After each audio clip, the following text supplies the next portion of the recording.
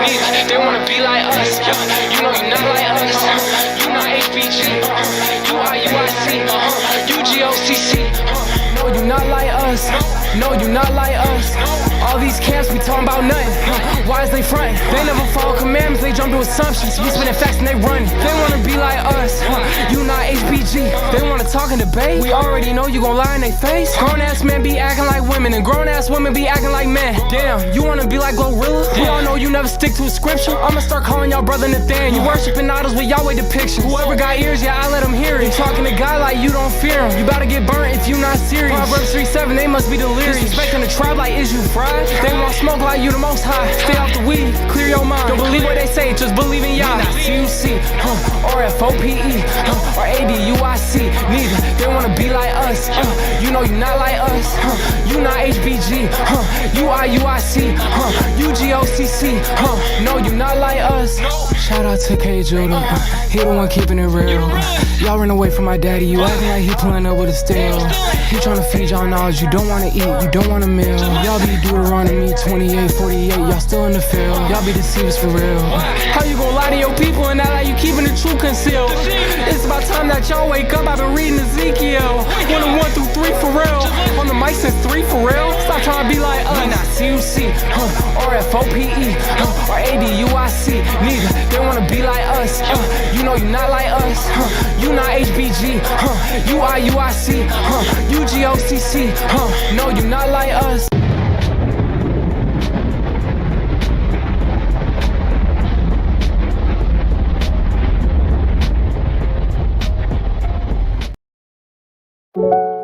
It's this only road that I'm walking.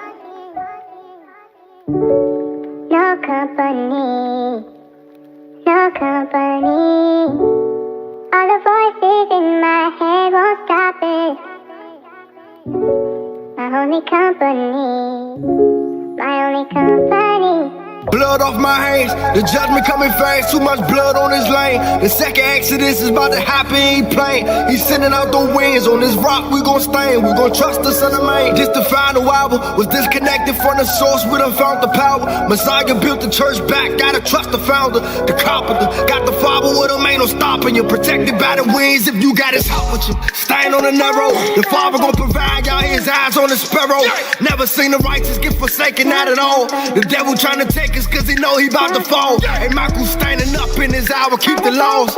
We gon' blow the trumpet, we ain't go to war at all. Messiah made a way, he laid it down for all flaws. We got the father with his Isaiah, stand tall. Protecting these commands, they at war with him. The dragon man, cause the remnant about to score with him. The children of the prophets, we done finally hockey. The law is the light, got us out the darkness. Return to the Father, ain't no other options. We let Messiah in, we done heard him knocking. Worthy is the Lamb, ain't no better time, surrender all right now.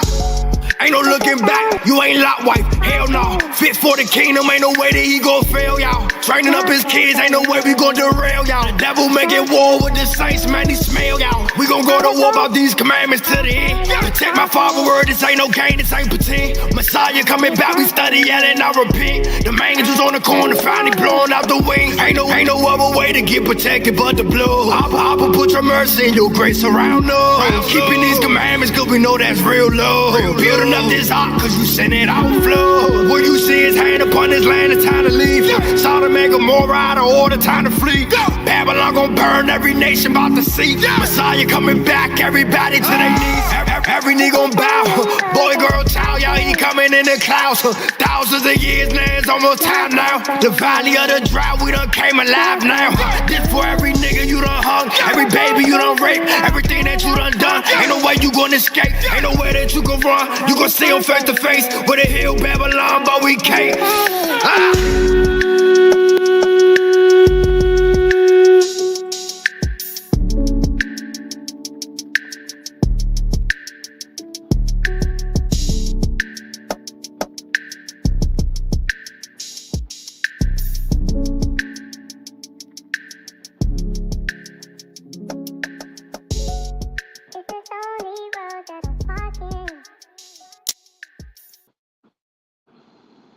Oh yes, oh yes, oh yes. Most high bless, most high bless.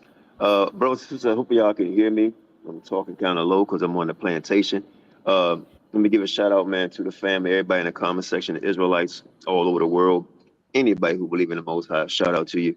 Most High bless all over the world, and I really mean that. You know, I don't care what you are. You know, but you believe in the Father, good with me. Hallelujah. You know, but let me say this too. Shout out to my CUC family, my new school of thought, F.O.P.E. Everybody, man. My brother Sodomine, everybody, man. You know who you are. Like I said, man, on the plantation, hard for me to think right now. But the brothers coming on here, my brother Tobiah, you know, I've been having problems, right? Doing overtime, working and other things in the family, dealing with death and all that. So, but him and I had a misunderstanding about the date, but he's a soldier. He still, you know, came on. And I really appreciate that, man. Let me tell y'all something before the brother, before I introduce the brother. Let me say something about him, man. I've been knowing the brother for a little bit now. He done came to my home. You know, he's one of the most humblest brothers that I met, right? Outside of belief or anything. You know, he showed me nothing but respect, my family respect. Even if we have a disagreement, you know, the brother's always been meek and humble, and I really appreciate that. And I will say this: anybody that's going to debate him will have to put on your thinking cap, right? Because the brother's been in my home, and he went back and forth with some other people that was there, you know, without mentioning names, you know. And even him and I was talking about some stuff and opened my eyes to some things also. But without any further ado, man, Most High bless you, my brother Tobiah. Most High bless. How you feeling? Shalom, shalom. I'm well. My prayers go out to your family. I'm glad that you're still here. That's a blessing. Every day is a blessing, and I appreciate you platforming me. You didn't have to, no. and I appreciate that. Thank you. Oh man, no doubt, no doubt. You was on our sister, who we call the champ. You know, you was on her channel the other day, man. Oh, You that's handled solid. yourself well. Yeah, man. That's a kind soul. She's a sweet sister, man. I appreciated her time too. I had a good convo with her. Yeah, no doubt. And I figured y'all would, because I was trying to. I'm gonna be honest, man. A lot of people run from the sister, you know, and you know, a lot of people ran from us when we were saying Negro only. Right, know, right. we were Yeah, trying to get that absolutely. I debate for remember. years, and people ran from us. Instead of debaters, they slander us instead. And same thing with the sister. Right. You know, she's a woman. You know, and then they stepped in the ring and got devoured. You know, for real. You Yeah, know. I mean, she definitely sharp. You Yeah. know, she was definitely sharp. Like I said, I appreciate the conversation, and I look forward for us, you know, building again and whatever. Like, I mean, I know we always call these things debates, and I know Right. that's how it's put forth, but I've since for a long time now, I don't really view it that way anymore. I just see it as we're just sharing ideas. We come forth in exchange of ideas. And I think if it's always done in love and respect, I think someone can learn from it. Like I told her, everybody that I've ever disagreed with, I have always learned something from. Every single person, no matter what it was, I learned something from everybody. So I feel like as long as you can keep growing, you can keep building, and you can, you know, fall forward, for lack of a better term, then I think it's positive. I think it's good. When we just get into the place where everybody's your enemy who doesn't agree 100% with you, I think that becomes reductive. It becomes stagnant. It doesn't do anything. You can't really grow with that. So just so anybody listening know that I don't condemn anybody for their beliefs. I don't condemn even like camps or anything like that. Everybody, just like you said so eloquently, if you believe in the Most High, if you worship Yah, we on the same side. Okay. We may have different ways of going about it. We may have different beliefs or fall in different lanes, but we all want to serve the Most High. So as long as you're serving Yah, to me, that's good. Everything else is just us trying to come to conclusion. No doubt. I couldn't have said any better. I 100% agree. I will add this to this. For our people edification, we know it stands for that, but it also stands for don't get F.O.P.E up. You Don't know, get F.O.P.E up. because a lot of slander has been going on, especially with my name.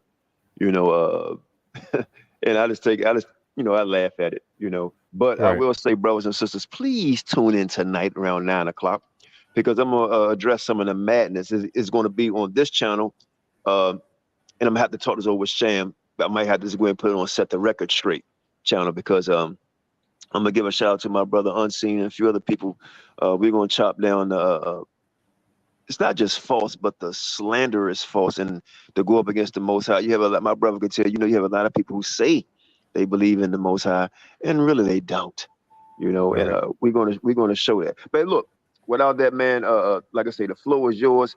I'm looking forward to you having many discussions with many other people outside of this conversation we're talking about now, because I welcome you to the platform as always, and I would love to see you have conversations, like I say, with other people, and Right. hopefully we'll leave it to a dialogue, you know, a sit down and go over these things, you know, and I'm hoping that Yeah. is going to happen between you and Neftali. We have a few other people lined up. Hopefully that'll happen between you and Neftali very soon, you know, maybe next week. I I don't know. gotta get back They had to a it. Yeah, discussion. I'm But down with it. without further ado, man, you got the show. The stage is yours.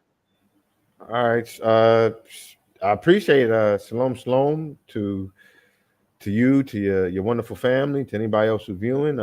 I'm Tobiah. A lot of people, I'll say a lot of people, but some people know me from Facebook. I have been in the walk for a decade now. I came in this not with altruistic motives. You know, I came in this because when somebody said that, you know, the people of the book were actually, you know, the African people, blacks, you know, however you want to explain that, I didn't believe it. I thought it was silly and I thought it was made up. So I took the time, I researched it, and I came to the conclusion that this person was actually telling the truth. And it was me who was mixed up. It was me who hadn't learned what I should have learned. And this led me on a long path to discovery, because at that point forward, I made a conscious choice that I would never be deceived again. I would never be tricked. If I fail or if I stumble, it will be because I didn't do my diligence. I didn't research enough. I didn't study enough. And that's okay. You know, that falls on me, but it won't be because someone told me something and I just believed it. So anything I say tonight or I ever say or that I've written or anything like that, do not just believe it.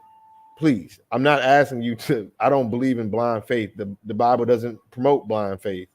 I'm saying just hear the matter out and maybe do some research for yourself to see if anything lines up or jives with what I'm actually saying.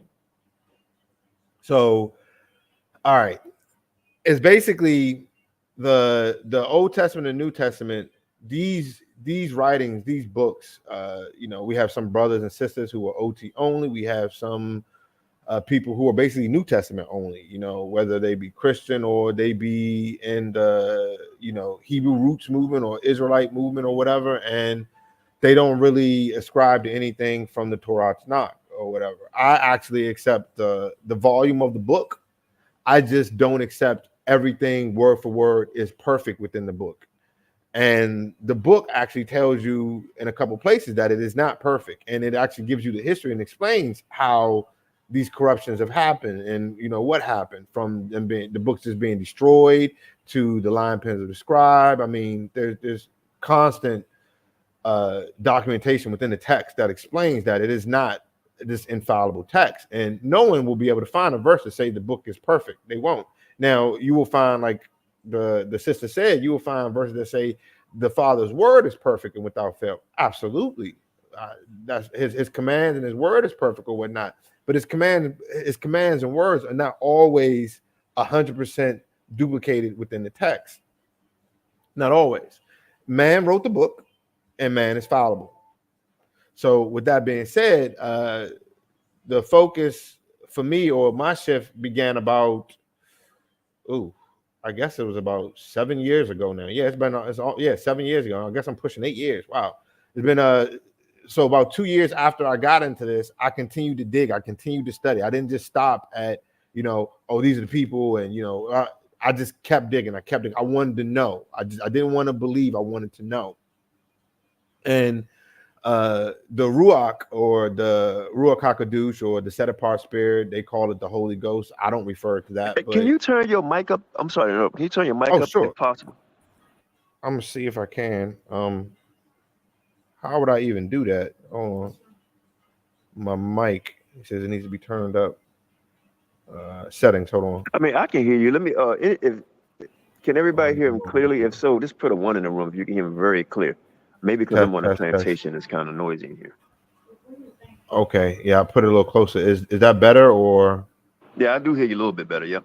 Okay, I think the mic was maybe a little bit too far away from my mouth. I think that was the problem there, and I probably was speaking low. Oh, yeah. Okay. They say fine. You're good. You're good. Oh, okay.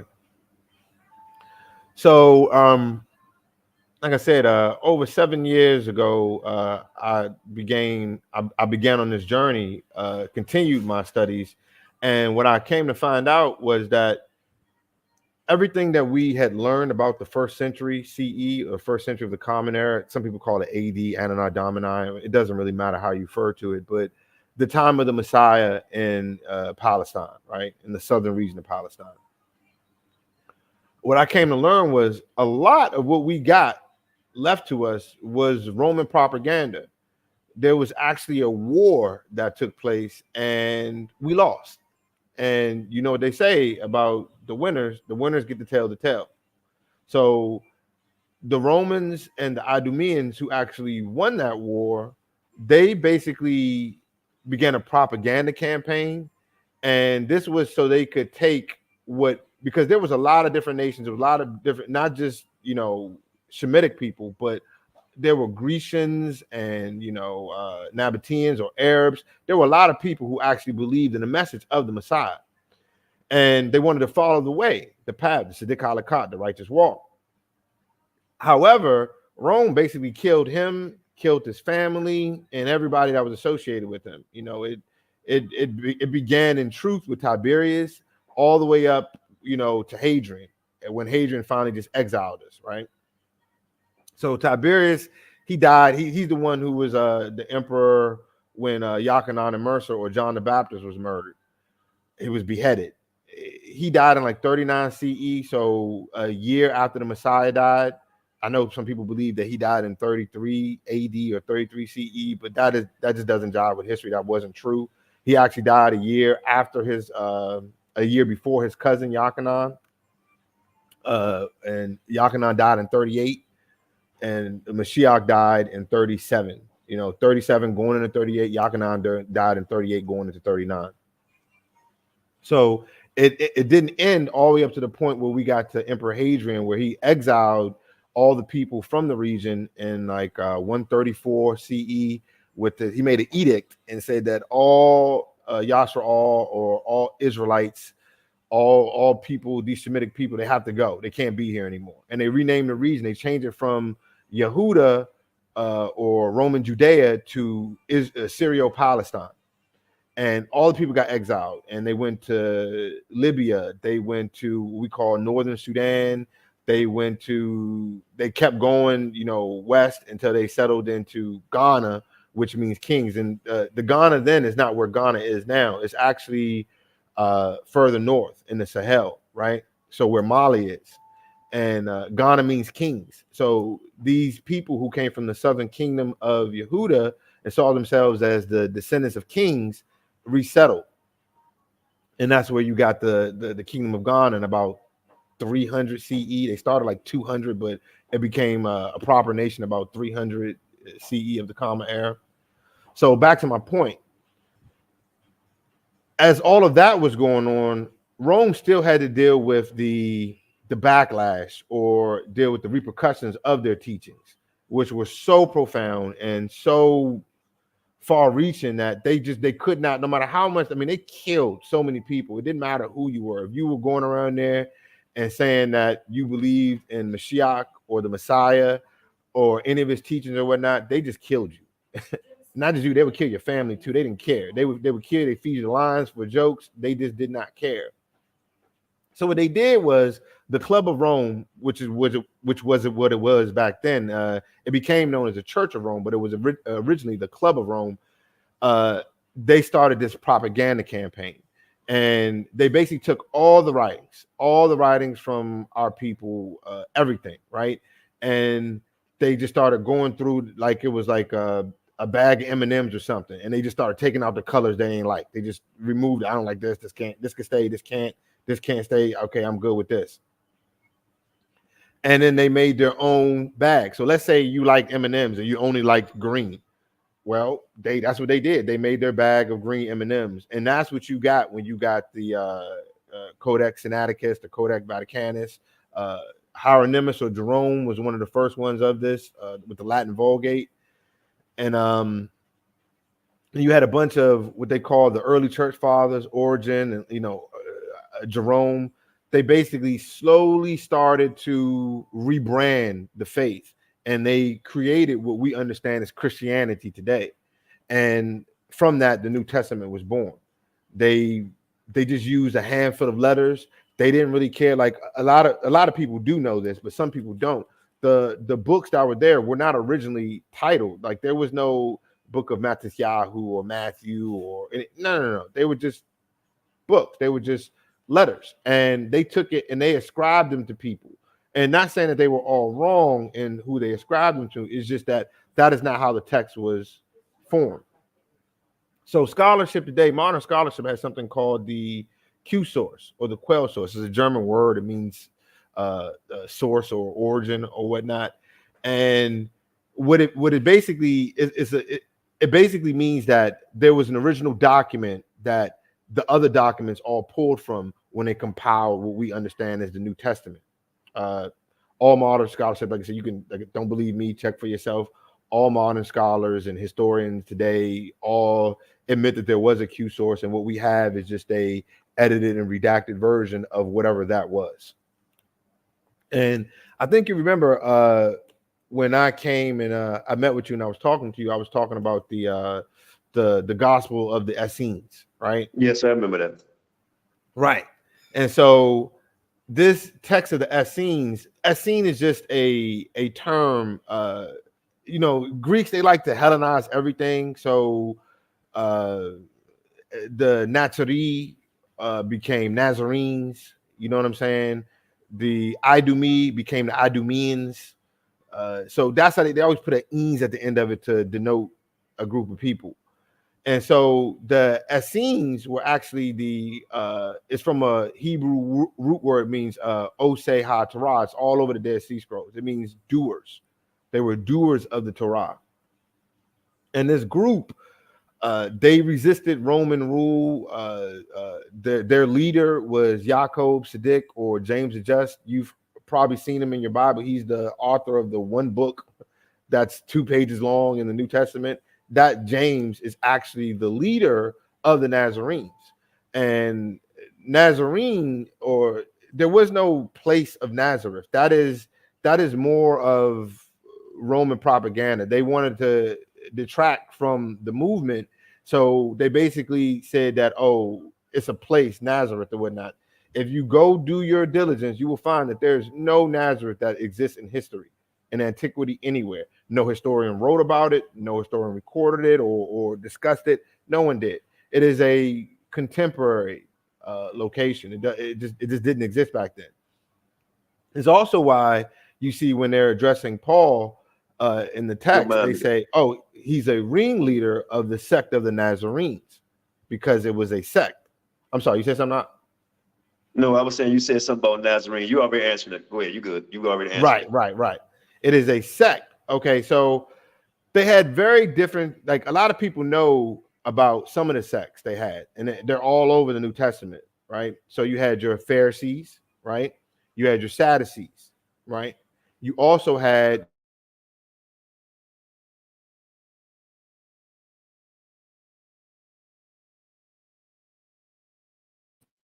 Okay, family. I don't know if that's him. I think that's him because he's in Africa.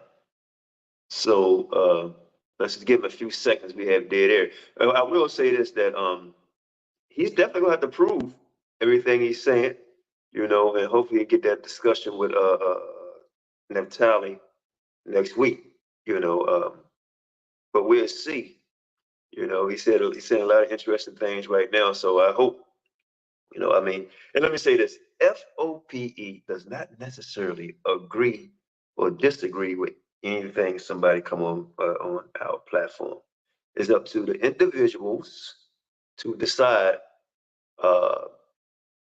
what someone's saying is truthful. And how do you do that? You research it yourself.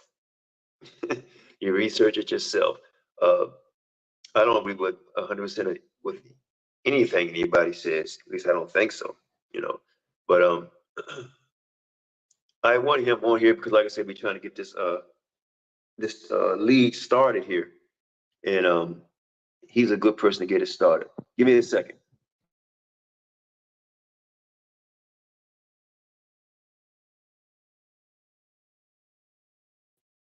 Yeah, the brother texted me. He's coming back in the room. Sam, check the back. He should be coming back in the room.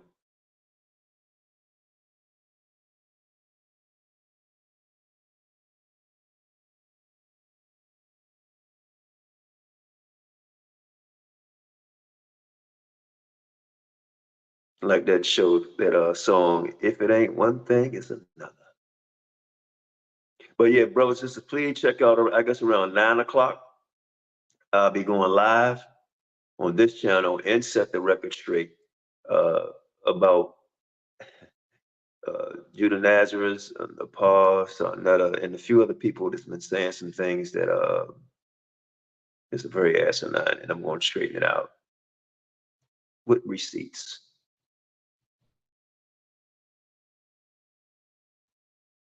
Yeah, Sham, he said he's back, so he's waiting to be checked in the room. Give us a second after you can hear me. And then I'm about to call Sham, let him know. Sorry, everybody that's on the line waiting.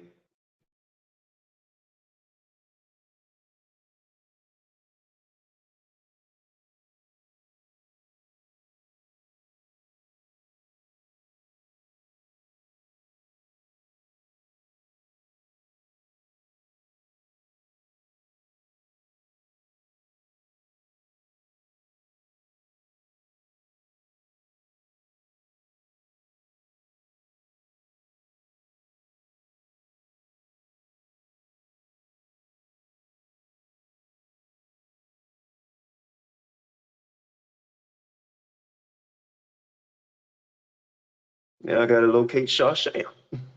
So hold on, y'all. Doggone it.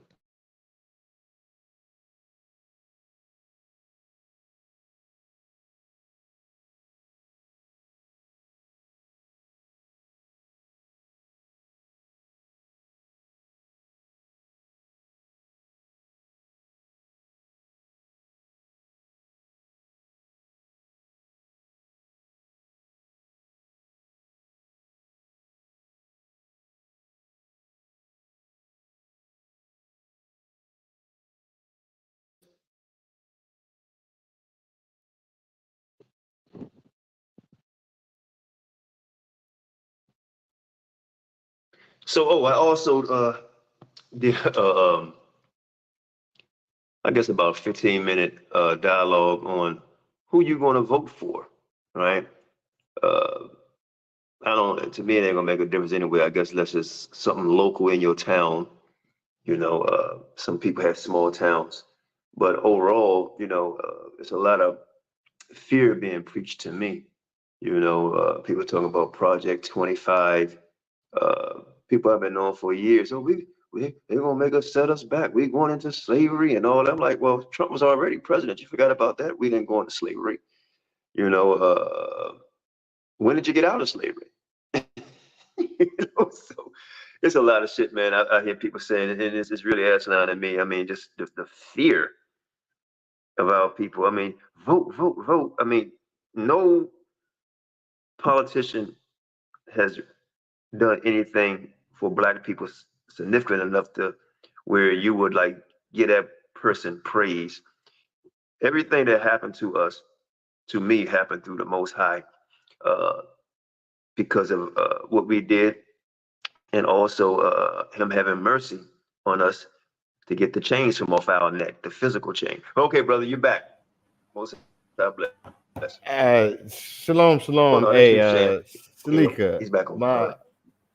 My apologies, everyone. No, it's all right. I'm in Ghana, and the my little power card it got a little low, so I'm on an old meter, and sometimes it just goes out. Like, I guess that's their way of letting you know. I want to talk to you too. Cut it off. That's just... maybe offline tomorrow about Sure. I'll let you about something over there. But you can finish up, Absolutely. bro. Go Yeah, ahead. sure. Yeah, no problem. So, like I was saying, there were a lot of people already heard of the Pharisees and the Sadducees. These were the main opponents of Yahusha and his camp, his group, his sect.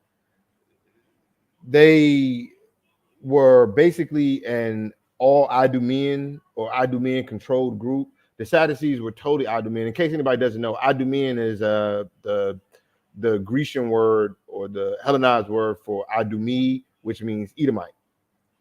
And this may be off-putting to what people may or may not know about that history, especially since I've seen a lot of us, we say, you know, well, our own people killed them or whatnot. I mean, well, yes and no.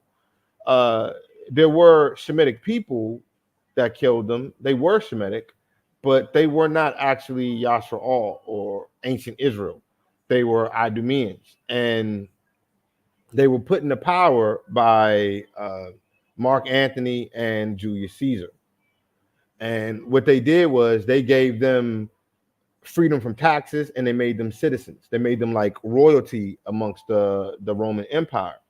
And this is why when you read the New Testament, Paul says, oh, I've had this freedom from birth. I'm a Roman citizen. And why the centurion was like, bro, what are you talking about? I had to pay a great deal from this. And he's like, no, I had this from birth. Like I've always had this or whatnot. Because back then you could look at the Roman law. There, you didn't just become a citizen by like you are in America, like you were born there or you become naturalized or something like that. No. You had to, if you were a woman, you had to marry a Roman man. If you were a man, you had to join the Roman military and pay some of your salary, right? You had to join the Roman Legion, pay some of your salary, and then that would buy your citizenship. The only other people who were citizens of Rome were actually people who were part of the Roman royal family. So the Pharisees were mostly Idumean or mostly Edomite.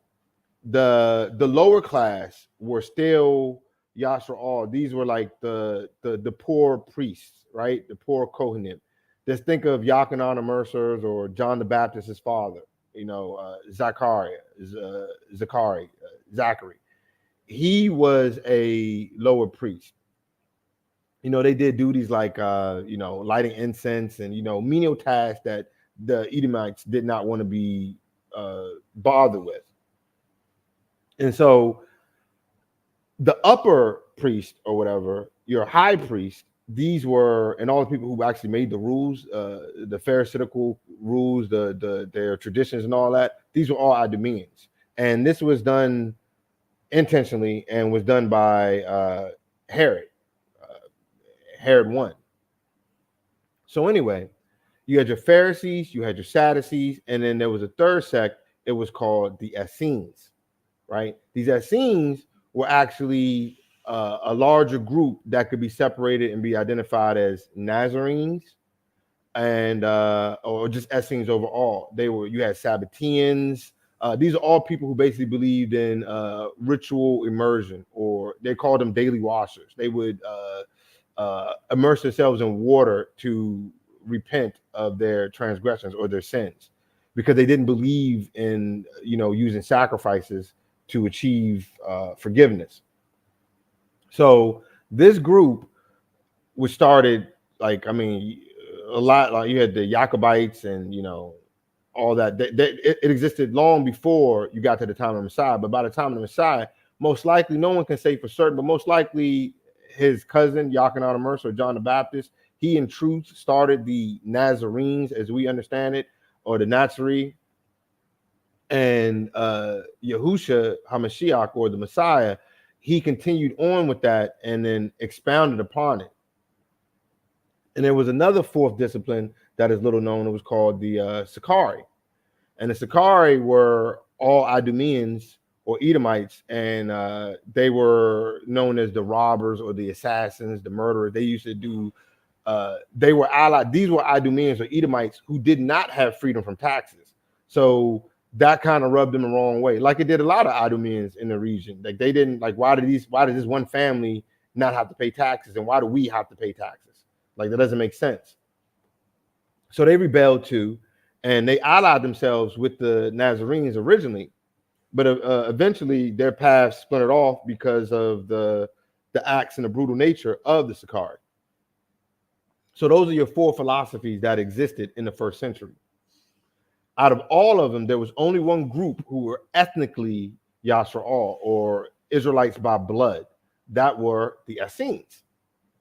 And like I said, this was the Messiah, his inner 12, all of his family, all of his followers. All of them came from that particular discipline.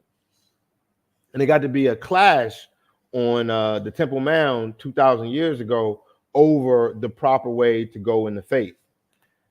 So with the backing of Rome, the Idumeans, which were the Pharisees and the Sadducees, right?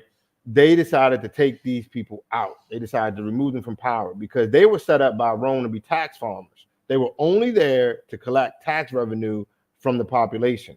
And they had to walk on eggshells because, like, okay, so if anybody knows anything about Roman history, Caesar was there. He was never actually an emperor, right? Neither was Mark Antony. Actually, Julius Caesar's nephew, Augustus, was actually the first emperor.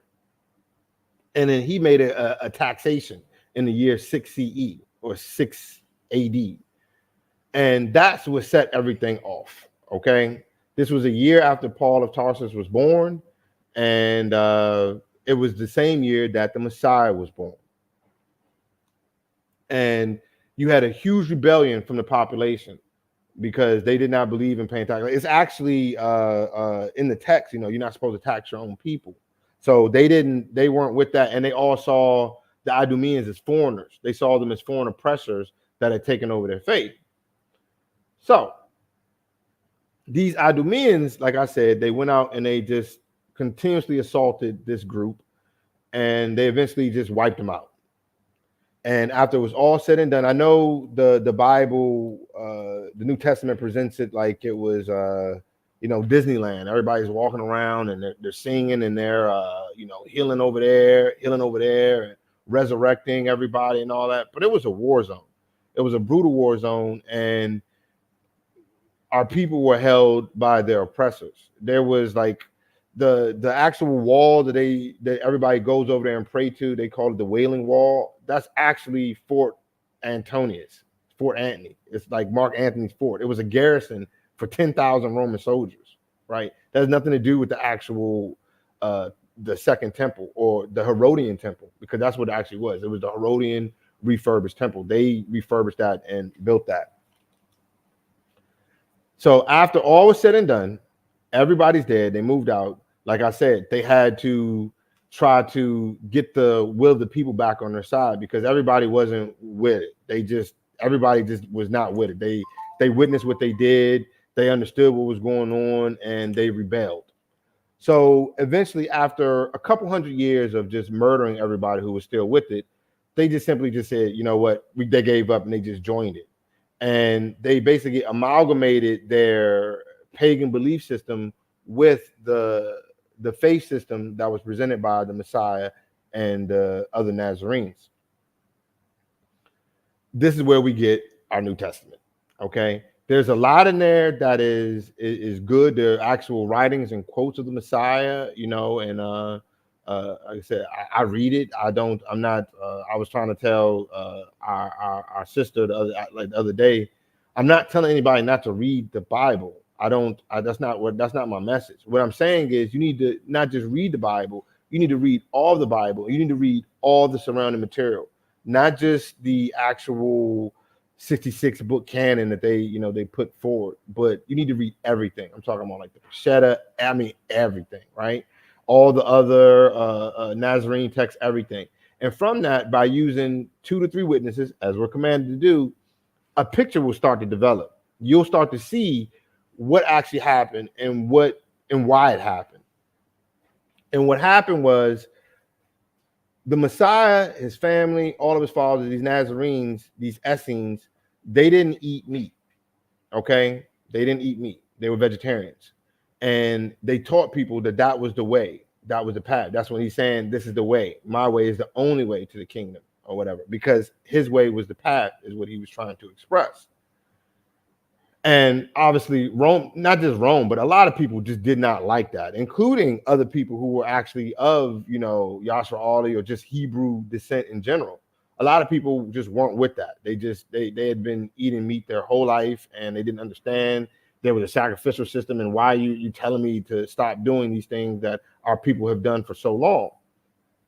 So Yahusha himself was a revolutionary that was there to change things. He was there to deliver us, to give us the path, to save his people. That was his means of saving the people. The miracle was for the whole world. The resurrection, that was for the whole world. So you know what was true and what was not true. Because ain't nobody was dying and coming back to life. That's just a trick nobody's been able to pull off. That and that 3-hour eclipse that happened along with the earthquake, right? So nobody's been able to pull any of that shit off. So that was for the masses to be able to believe. But the path, the redemption, was for us so that we could find our way back to the Most High.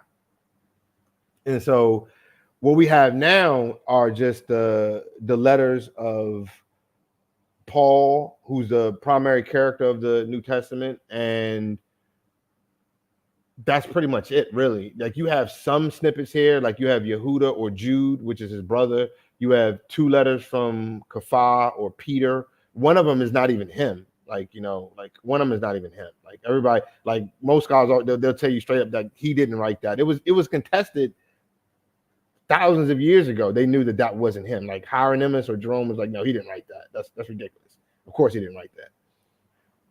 But they basically took the words from these people, this group, this camp, and they just pushed it aside. And then they brought forth their Christian teachings. And this is where you got your Christ. He was born of a divine birth. He wasn't born like everybody else, even though the text says he had to be just like his brothers and sisters in every way. He was a pre-existing being that was a deity that shared a trinity. That was one part of 3 of all of them. This was all about the deification of their Christos figure, which actually was not the Messiah. In fact, the emperor I was talking about, Hadrian, he remarked that in his time period, he was like, I know Christians. There's plenty of Christians. I see them all the time. It was all the Christians I've seen, they're followers of Serapis. They call themselves bishops of Christ. This is a historical document that's, been written. So all the way back then in the 2nd century CE, Serapis Hadrian, Emperor Hadrian, he even understood that a Christian had nothing to do with whatever it is you guys are talking about. A Christian was a follower of Christ who was Serapis. And if you go and look up a picture of this Serapis, he looks a lot like your JCBC I call him JCBC because he's Jesus Christ before Christ, because they say he was born, like if you read the Bible, they say he was born in year 0, or whatever, but he was born at the census. The census we know would happen in the year 6 CE. It's a well-documented event. Romans kept great records, if nothing else. Yet they have him being born before that or whatever. So he's actually, they say either, 3 BC or year 0. That's where they have him. So that's why I say JCBC, Jesus Christ before Christ.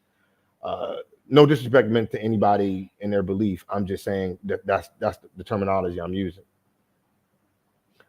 So they created this individual, this Christ, this Christos, this Christus, to believe in and to worship, because they just wanted their faith system, which is why they have Sunday worship, which is why they have so many things. You have a Pope, you have, all these weird things, like they keep bones, they call them of saints, they have rosaries, they worship the Virgin Mary, all these things that actually fall outside of what is actually taught by this group. And the reason being, like I said, because they wanted their faith system. So that's pretty much it. I wrote a book on all of this. I called it the 13th Apostle. It's on Amazon, and in the book I give all primary and all secondary sources. So again, don't just sit up here and listen to some dude talking on YouTube. Like, who am I? I'm nobody. It would be the book that I wrote is like at the scholarly level. Like, it's a lot of information in there that scholars still debate on today. And I made a shortcut for our people, TLDR, too long didn't read. Like, unless you really want to go and read 1,000 pages of ecclesiastical history from Eusebius, you want to read 1,000 pages from the Dead Sea Scrolls, you know what I'm saying? You want to read a couple hundred pages from the Acts of Nazarenes. You want to read the complete works of Josephus is another 1,000 pages. That's a lot. And they keep us busy, like you said on the plantation, they keep us busy running this treadmill, so we never have time to stop and to think. We never do. The only reason why I even came across this information, because I took a hiatus from the job. I used to work for the federal government. I took a hiatus from the job for a few years, and that's when I began my journey on all of this. So because I wasn't running the treadmill, I could actually sit down and read it and dissect it and go through all this stuff. Most people do not have time for that, and I do not fault you for that. I believe everybody should absolutely study, and you do, but this is a lot of information. It really is, which is why, like I said, I just put it all in one book with all the sources right there, primary and secondary, so you can look at the source, you can just Google it and go find it for yourself, and you can see exactly what it is I'm talking about and what has been known by scholars and historians for thousands of years. So that's pretty much it, Doc. That was my whole spiel, if you will. So Okay. Any questions or any pushback, please, again, feel free. I'm not here to orate to anybody. Like, feel free. Well, the link is in the room. People, I got a few questions. The link is in the room, so please, any and everybody, come on, be respectful and ask the brother some questions, because hopefully him and Naphtali can spar it out, man. Because I would like to see the scholarship. But here go a few questions I have for you. Of course. Do you believe in Genesis, Revelation, or just the Torah? I believe in Genesis. Like I said, I believe in the complete works, like not just Genesis to Revelation. I believe Genesis, Revelation, and all the extra biblical texts. I do not believe in the 100% authenticity of every single writing, right? I believe there are some redactions, there are some overwrites, there's some things they took out, there's some things they put in. However, I consume all of the entire Hebrew corpus, the whole body of work of this ethnic group, which I believe we're all a part of. Okay, second question. What books outside of the 66 books from Genesis Revelations would you consider written with the finger of God? I don't think there's any text, even in the Essene Gospels.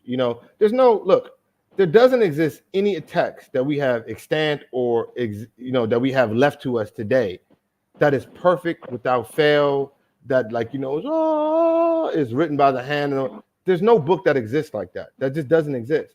Everything has been corrupted by man in some way, shape, or form. There's nothing. The easiest way to discern what is clean and what is unclean, what is good, what is not, is to be a good money changer, which they all preached. Yahusha and all his followers preached. You need to be a good money changer. The book, use 2 to 3 witnesses, examine all the material, use your free will, and prayerfully the Ruach HaKadosh, or the Spirit of Truth, will guide you to all things. Okay, second question, follow up on the same one. From Genesis to Revelation, what books would you say that's inspired then by the Most High that you would recommend that we read that will go along with we shouldn't eat meat? Okay.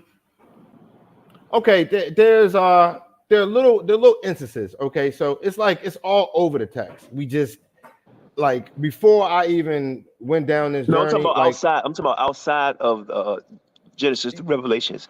Outside of that. What book would you say that's inspired by the Most High that you would use as a source to prove your point? Sure. One is called the Acts of the Nazarenes. In my humble opinion, this is the real book of Acts. What we have in the New Testament is partially fictional, some fantasy, right? It's like they use real names, they use real places, and they try to ground themselves, but they were not prepared for anybody to really go over through any of that material with the fine-tooth comb, because you could just take a close look at it and you will see the discrepancies within the book of Acts historically about things that happened. So read the Acts of the Nazarenes. It was this dude called Clement of Rome. He basically followed Kepha or Peter around, right? So he follows him around. This is years after the Messiah is already, gone. He follows him around. And he just chronicles everything that he does and everything he teaches, right? So you've heard of Shimon HaMagi or Simon the Magi, right? I'm sure you've heard of him in the New Testament, right? I can't remember right off, but I'll take there was Simon Magus or Simon the Magi. He said something to Peter or whatnot, and then Peter's like, "Oh yeah, nah, you got it wrong, bro. You should do it like this." And he's like, "Oh, bet, I'm gonna go ahead and become a follower of you." There's like 1 or 2 lines about that in there, and that's it. What actually happened, which is truth, historically, there was a debate that took place in Caesarea, and this debate was over the validity of the books. This Simon the Magi was actually an old follower, or he was part of the group that was Yochanan of Mercer or John the Baptist. He came from that group. And when Yochanan was killed, he then started his own group. And we know it today, his own teaching. We know it today as Gnosticism. He's the father of Gnosticism. And so he came at Kepha with, all of the holes that are in the text. Like I said, if you just read, there were holes that they knew about back then. And he presented it to him and made the argument to him about it. That's just one example I'm giving about, good information. But you have the Kepha or Peter, he's in there, he's explaining the teachings of the Messiah that was given to him firsthand. This is not him saying, I learned it from an apparition or some vision. This is the man spoke to me. You know what I'm saying? He was as close to me, face to face.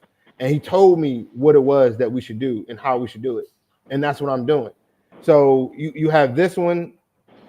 I would say I wouldn't call this inspired or anything like that, other than that there's truth in it. The writings of Josephus.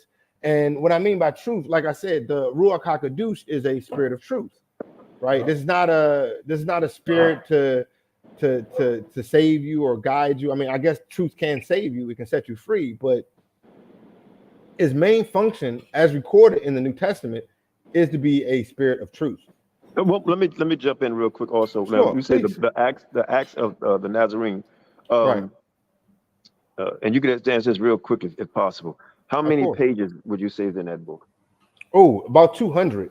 Yeah, I can. 200 pages. I'm sorry, not 200. The whole book is about. Is actually closer to 300, like 285, closer to 300. Do that book have any witnesses to substantiate the things that it's saying inside? Yes, there are witnesses that substantiate things that are inside of it. So you have here ecclesiastical history. This is this dude Eusebius. Now everybody knows about Constantine I. I see our people talk about him all the time. Constantine I and the Nicene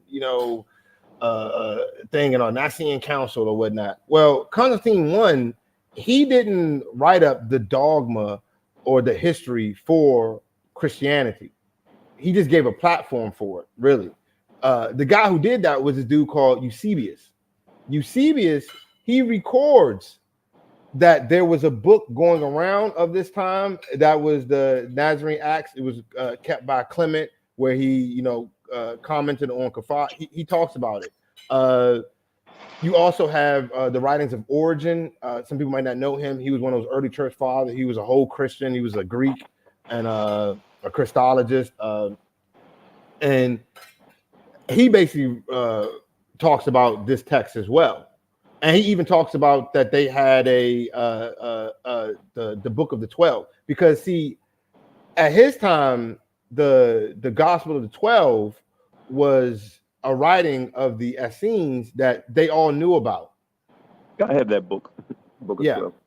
The book of the 12. Before you elaborate, I'm just trying to set a foundation. Please. We can feel free, bro. I'm done elaborating. Go right ahead. So we could build on that. So you said Constantine I. Right. Would you say that book is inspired by the Most High?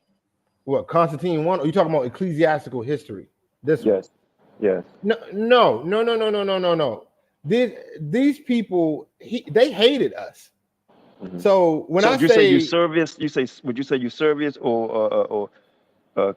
Eusebius and Eusebius? Constantine, yeah, Clement became a follower. He became an initiate. He Because became one I of them. have Clemens too. That's a very interesting read, but I had that also. So you would Right. say Constantine 1 and Eusebius are not inspired by the Most High or His Son Christ Yeshua Yahawashi?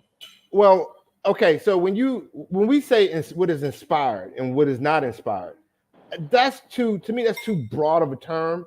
I go by what has truthful elements and what does not, right? What is historically true, because the Yah is of truth. We all know that, right? If it's true, it's Yah. If it's not, it's not, right? We know this.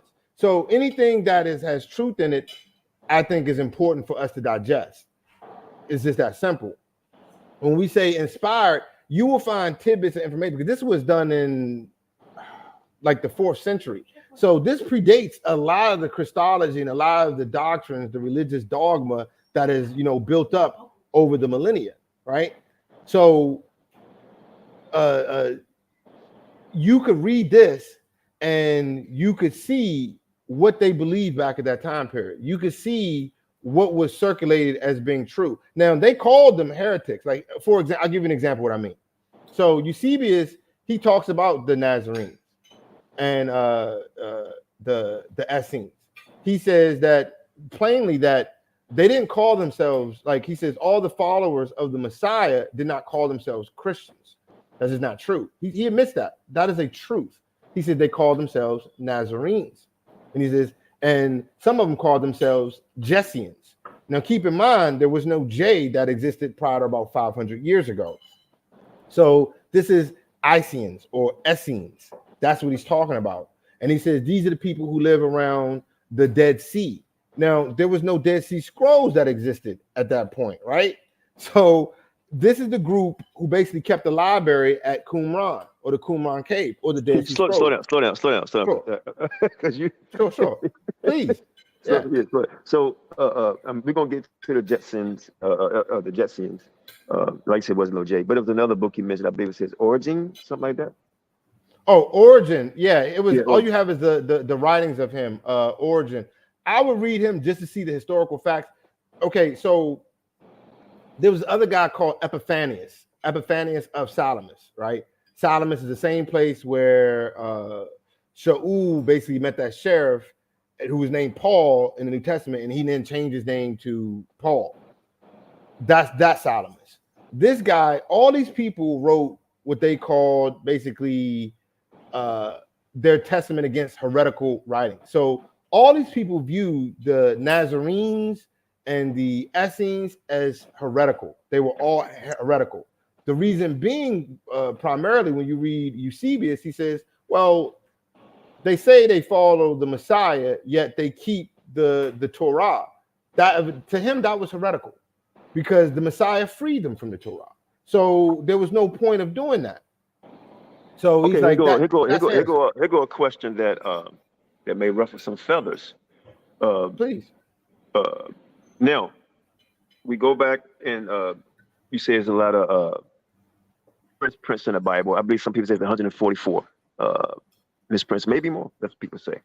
And so we looked at Constantine 1, so obviously there 2, and we look at Eusebius and all these other people. And you said something that struck me. You said they was against us.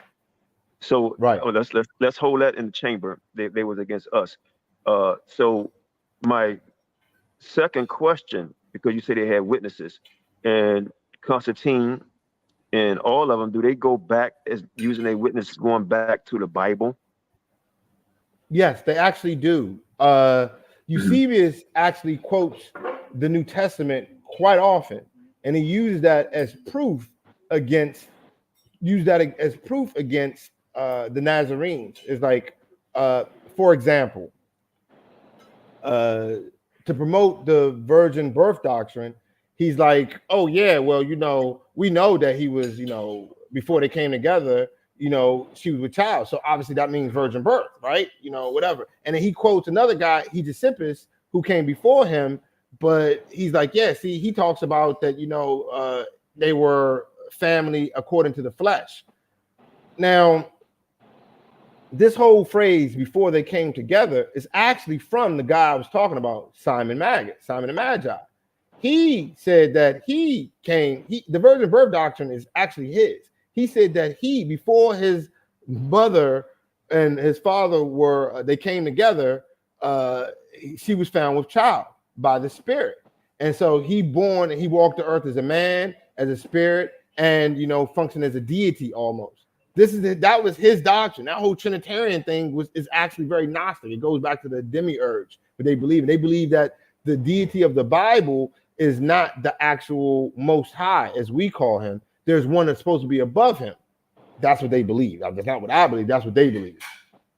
And he uses certain verses to promote this silliness. He's like, oh well, the reason we know this is because when he came into the garden, he was looking for Adam and Hawa, or Adam and Eve. He's like, where are you? He's looking for him. He says that ignorance means that he is ignorant of things. And if he is ignorant of things, then he cannot be all-knowing.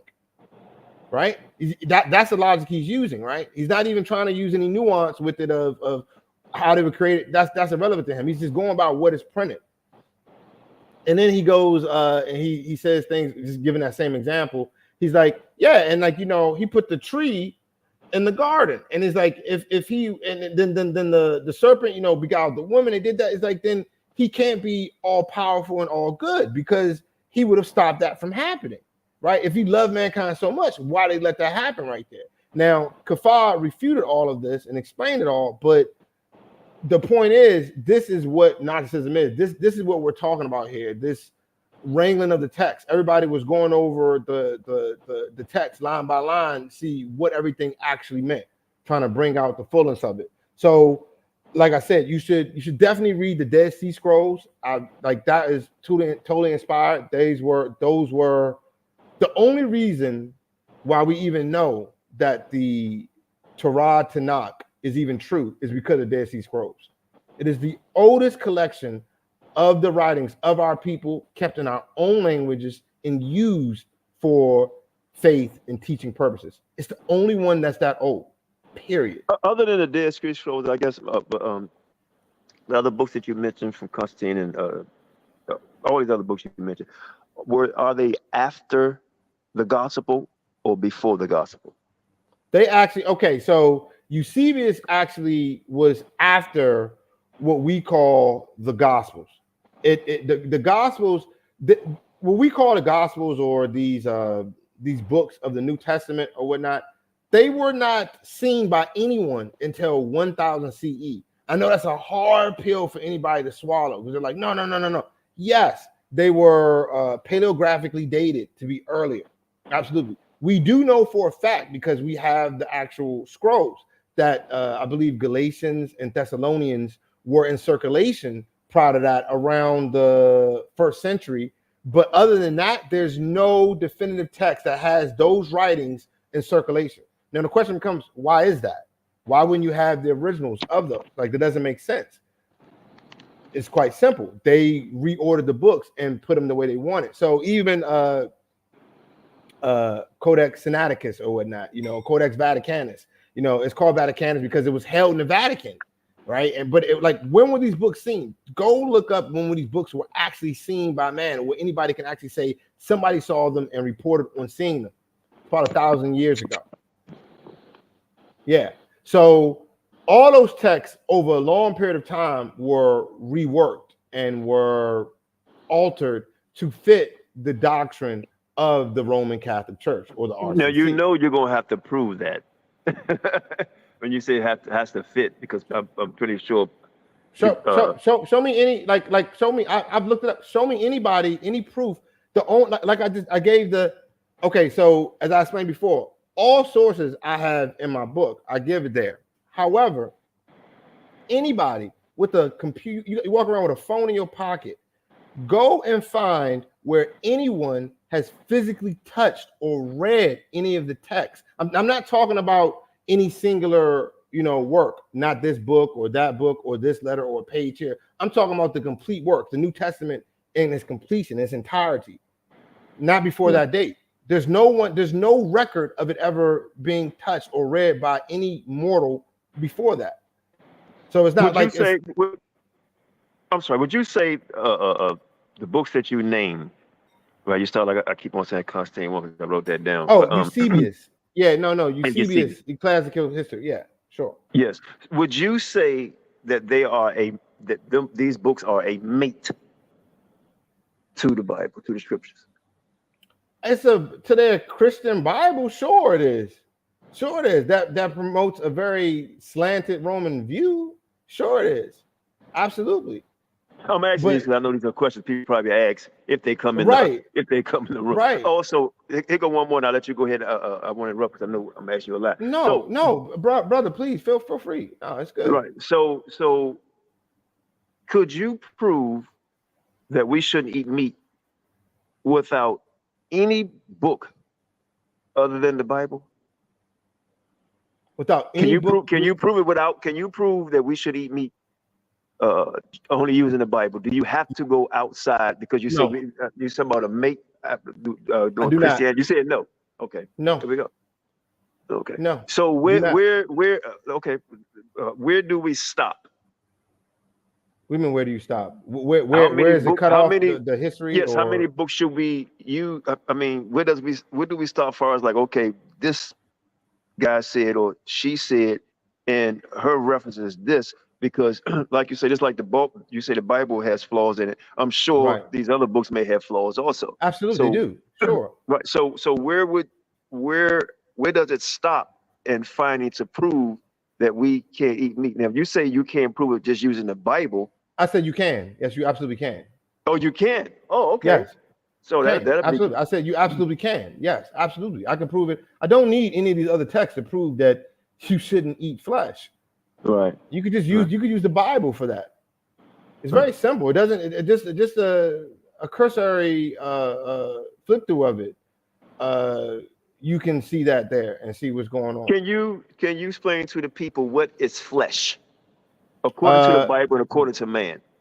According to the text and according to man, flesh is anything that comes from the carcass of something that was once living. Carry on, or something that was living and is dead. And you take all of it, that is flesh. Okay, now I gotta ask this question. I listened to the show the other day, and maybe somebody come on now. You just said anything that comes from something that was living. Anything that comes from the carcass of something that was living, that you cut off of the carcass of something that was living. Oh, it's something that you cut off the carcass, you would consider that flesh. Yeah, as I said, that is flesh. The flesh of anything is something was alive and it died, and you cut a piece of it off and you ate it. That is flesh. Okay. So if you eat a whole chicken, a whole turkey, a whole lamb, without cutting anything off, is that flesh? It's still flesh. Absolutely. It's whether you cut it off or not, it's just part of a dead animal. Yes. So anything that comes from an animal, you would consider flesh. Then okay. Not anything that comes. Okay, so the Essenes, for example, I was talking to the sister about this. The Essenes, they told people to drink milk in their gospel of peace. So they weren't vegans; they were vegetarians. That's a misconception a lot of people have. I personally believe you should be a vegan. With everything that's going on the way the world is, I say you should probably be a vegan without a doubt. That's probably the safest, best way to go, honestly. But they didn't teach that. What they were just simply saying was, do not kill something and do not eat it. That was so. Again, I'm going to ask you again because I'm getting kind of confused. I was following you all up to this point right here. Okay. What do you consider flesh is? Other because whether somebody cut my arm off or not, it's still flesh because it bleeds. Right. It's flesh. It comes from it's just flesh. Is what is flesh to you? That's trying to find. What is flesh to you? Flesh is simply, like I said, the tissue, the muscle, the bone, the sinews of any creature. That is flesh. The sinews. Now, the sinews is what? Can you explain that, or you want to? Oh, sure. No problem. That connects. I know, but I want you to explain to the people. Yeah. So, like the tissue that connects your joints together, all those like your tendons and ligaments, all those type of things. Those sinews. Okay. Would you consider a woman that's 3 months pregnant, and would you consider that life? Would I consider that life if she's 3 months if a pregnant? woman is a month pregnant, would you consider that life? I believe that, okay, after the egg is fertilized, yes. And then she goes 3 months and the baby develops a heart, and yeah, that's life. Absolutely. So a month, that child will, I mean, that will be considered life. Right. It develops a heart. That's in the embryo. That's in the before the heart. But the I would say goulash, because I don't know the medical term.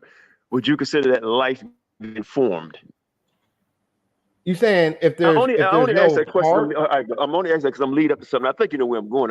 But I want you to get an answer. I think I do know where you're. I believe I do know where you're going with it. I'm not sure, but I think I do know where you're going there. So when exactly is the heart formed in an embryo? That's what I'm trying to say. Is the heart considered life, and it's the embryo flesh? The heart, once the baby, okay, so life is when you have the egg of a woman and you have the seed of a man, and they come together. That is the beginnings of life. Once that happens, that is the miracle of life. When that egg is fertilized, right there. Okay. We're going down a rabbit hole, but I got to go there because you brought these two things up and I didn't. Sure. So the heart of a fetus life. begins to develop. The heart of a fetus begins to develop as early as the 3rd week of gestation. So this happens within the first 3 weeks. Would so you if you're asking sperm, me, sperm if you're life? asking me prior to that, huh? No, sperm is not life. It can bring about life, but it's not life. It's a living cell. It's living cells, but yeah, there's living cells and everything. Plants have living cells. Right. I mean, right. There's living I'm only cells going there because the reason why I say that, because I'm ready to go to the question I want to get to, because I heard you Sure. say this. I'm like, well, what the brother talking about here? And we mentioned, she asked you about, are you a vegan or what she said, vegan? Vegetarian. It was something else. She said vegetarian, and she asked you, do you eat eggs? And you said, yes, you eat eggs. So Sometimes I do, yeah. Can you explain to the people? Why you wouldn't consider egg the flesh of an animal? The same way I wouldn't consider milk the flesh of an animal. Does it have proteins and amino acids and things that are of life and hormones of life that comes with it? Sure, it does. But it is not a living sentient being. It will never become a living sentient being. The only way to become a living creature is for you to be fertilized by a man or a male. It's the only way. So an egg, this goes from the insect kingdom all the way up to if a chicken lays an egg, would you say the egg has already been fertilized because it's just waiting on it to be hatched? You can't do anything else to an egg but give it. Well, no. I mean, I could see how someone might see it that way, but it's not. No. I don't see it that way. No. So if you don't, because I hear a lot of guys, people say, well, you're a murderer, you killed the animal. So if the egg has already been fertilized, the male and female get together and they produce and make the chicken egg, and now the egg is waiting to be hatched.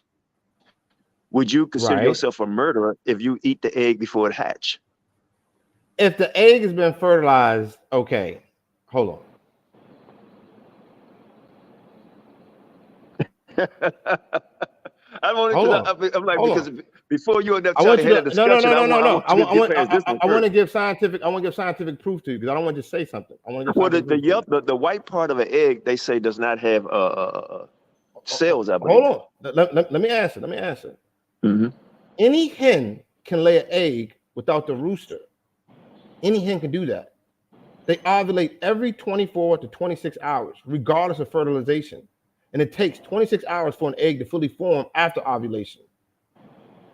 So I'm not really sure which the point you're making or whatnot, but you can eat eggs that have not been fertilized. A lot of most chickens, pasteurized eggs you eat, that people eat, they're not fertilized. They're not. Here's the confusion. If you had one, if your question is, if you had one that was fertilized and then you commenced to eat that, then yes, you interrupted the life process. The same way as if you, okay, what you're asking me is akin to saying when a woman menstruates, is she committing murder every month?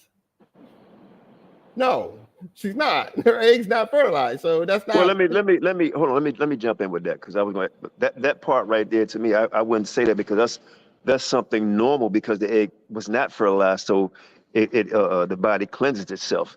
But the egg, well, the chicken ovulates and it gives out the egg. Oh, I'm sorry. Go ahead. Sure, please. Yeah. So with the egg, because like somebody put in the chat, a chicken can lay eggs without a rooster. A rooster. Okay. Correct. Well, so what I'm saying is, because they say we shouldn't eat anything flesh, right? And I think I heard one brother say one time, or anything coming from animal. But this actually comes out of the animal and don't come from any tree or any plant. This egg comes from the animal. The liquid, the stuff that's inside the egg, is the fluid of an animal. Has wherever proteins, amino egg, acids. wherever the egg hatches, wherever it has a heartbeat, it's the fluid of the animal. Wherever it has proteins, we could say, well, it has protein. Well, it's still the fluid of an animal. Wherever it becomes a drumstick, wherever all these different parts that's inside that would be in the chicken, it's still the fluid. So would you say it's the fluids of the chicken? I would say that are the fluids of the chicken, but milk is the fluids of cows. It has the fluids. It has the cells of the cow. That's legal. Exactly. The Messiah and all, let me talk. That's legal. Honey, it comes from insects. When you're eating honey, you're literally eating the fluids of a bee. That's what you're eating. I agree. And a lot of the Essenes and Nazarenes, they ate honey all the time. No one. This is what I tried to explain to the sister on the thing. They never said that you had to be vegan. I'm not telling anybody to have to be vegan. What they specifically said was, do not kill an animal and do not eat the carcass of an animal. Now, I know how our people are, and we like to, we move around and whatnot, but that seems pretty straightforward to me, right? If it was alive and then you killed it, or someone else killed it and you start eating it, whether it was in part or in whole, that is you consuming an animal. They all of them used honey. They all they taught that drinking milk was fine. You know what I'm saying? So they were vegetarians. I never said anything about being a vegan. I said I think you should be vegan in the world today because of what's going on. And my reason for saying that is because of the animal industry, how animals are treated. So, for example, if you consume milk, the dairy industry, I don't know if you've ever been to a dairy farm or even seen one, but it is a horror show. Okay? It is a horror show. And so by you buying into that, you're using your money, you're voting with your dollars to basically help the exploitation of those living creatures. That's why I say that you should be one. But I have never said, not one of these texts, none of these books say anything about being a vegan. The concept of a vegan did not exist in antiquity. What you're talking about is kind of, for lack of a better term, without being insulting, you're trying to take New Age philosophy and you're trying to overlay that onto old school teachings. That's what it is. And they don't mesh. They just don't mesh because they never taught. In fact, when you read the Essene, you said you have the Essene 12. When you read it, what was his words? He says, do not harm an animal or do not have an animal to come to be harmed. Do not eat the flesh of a living creature. That's what he says. So in the same way, like I said, they did that and they tell you it's okay to eat honey and it's okay to eat milk, right? Again, these are vegetarian principles, meaning that I'm not going to eat the meat, the flesh. Like, I don't know how, like, I know, like, I don't know how anybody else defines it, but meat, it seems pretty obvious to me what meat is. That seems pretty obvious to me. I know that it can mean food and is often used as food in the text, but meat is very simple. It is literally the flesh of a living creature. But isn't flesh blood? Flesh, yes. Flesh is blood. Absolutely, yes. But there's blood. There's blood cells in milk and pus. Yeah, you can't just because you don't see the red doesn't mean it's because everything in the body is made up Right, out of blood. Just because you right, can't see the blood, right, anything right, that's a living right, creature, right. uh, There's blood in milk. True to what you said, there's blood in milk. right. So what's to They said stop it was us from okay. what would stop you from eating a buzzard egg? What do you mean will stop me from eating a buzzard egg? No, I'm I just being wouldn't have. facetious. Okay, no, I get your point. I see your point or whatever. Okay, Right. so if you had a buzzard, one of those big, or like an ostrich, like one of those really, really big eggs, me personally, I wouldn't find that too appetizing or whatever. I've never eaten one, so I don't know what it tastes like or whatever. But what will stop me from off of it is my own mentality of the creature, know how it lives and what it does and everything. And I would probably refrain from that, just off of that. But if it's an unfertilized egg, there's nothing wrong with that. Not according to what they taught, what the Essenes Nazarenes taught. No. How would you know if you're getting an unfertilized egg or not? Well, a simple thing you could do is you could sit up there and let it sit for a little bit. I mean, that's the most simplest, basic way to do. Just let it sit. Well, but a lot of people, I'm sure, especially, I'm not saying you, a lot of these guys that will say they eat eggs, they're not growing their own eggs. If they do, they go to a farm and they don't know if the egg's been fertilized. Or you go to the grocery store, you don't know if the egg been fertilized. So how would you know? Well, okay. How would you know if an egg would be fertilized? Very simply, like I said, if you let it sit, you'll see. But then, like you said, they refrigerate it, so maybe they killed it or whatever. Okay, so if you crack an egg open and it has blood in it or something like that, then that will probably be your first clue that the egg was fertilized. If you crack an egg that hasn't been fertilized, there's not going to be any blood in it.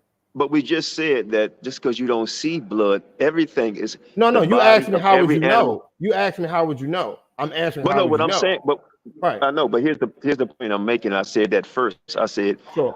The flesh is made of blood. Right. The embryo, everything that's inside the egg, just because you don't see the blood, just like milk, is made of blood. So when just you like say, milk. well, if you crack egg and you see a little blood, you know it's been fertilized. I would have to respectfully disagree because everything. I just said, I literally. There's nothing you're not disagreeing with me. I literally said that milk has blood and pus in it.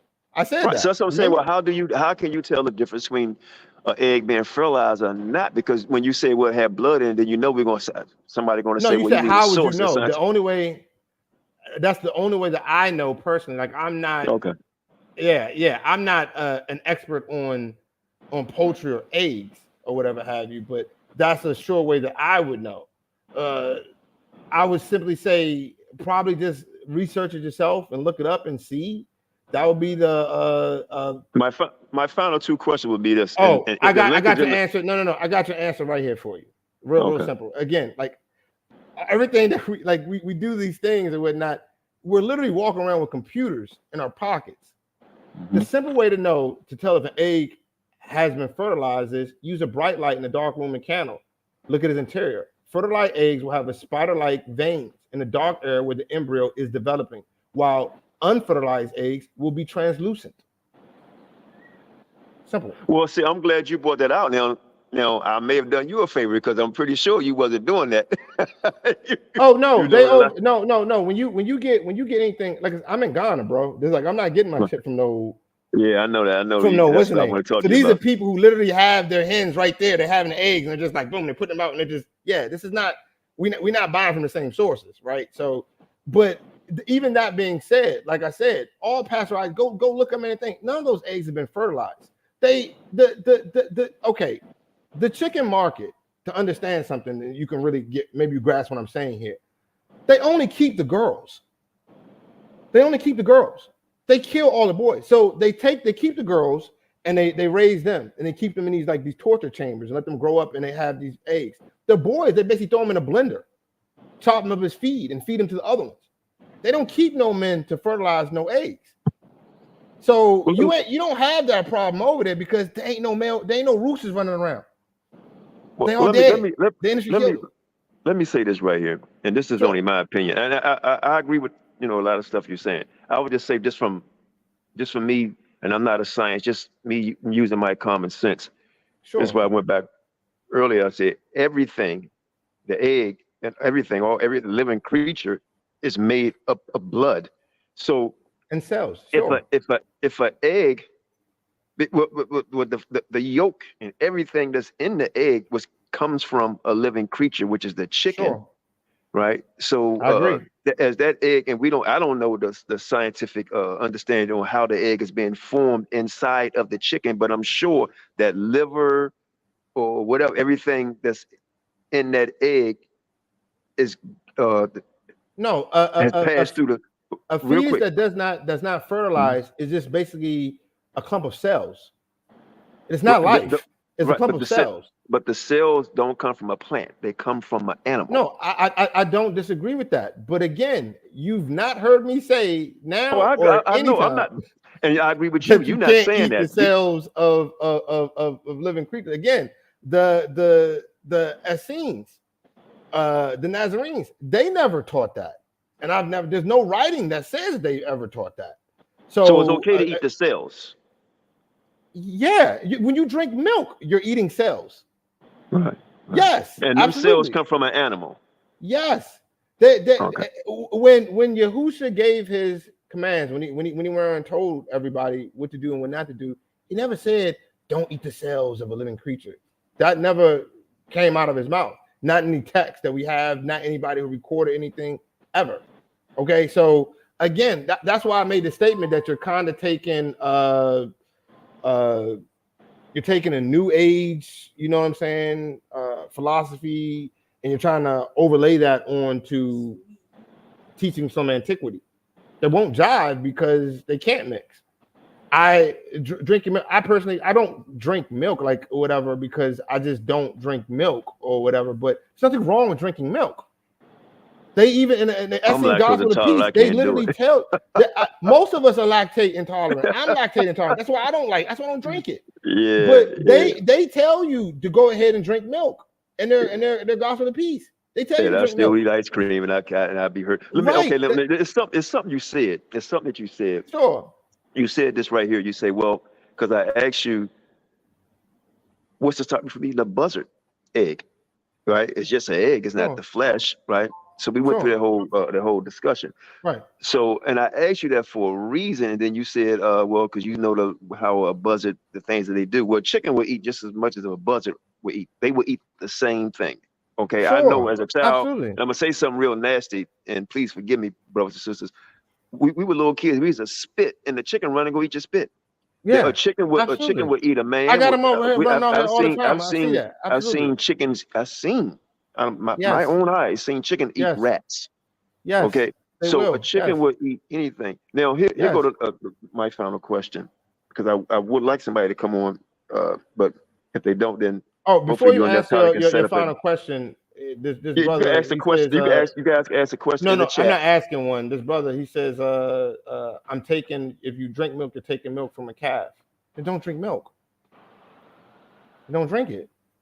If you own a cow, if you have a cow and you're not killing the cow and you take the cow, because the cow if you live in agricultural life or in an agricultural society, cows have to be milked. They have to be. It's not something they just sit around, whatever like that. You have to take the milk out of them. The thing is, leave animals alone, period. Again, that would be your queen of stubbornness. That would be your interpretation. There's nothing in the text or in his writing that said leave animals alone, period. They just said don't hurt them, don't kill them.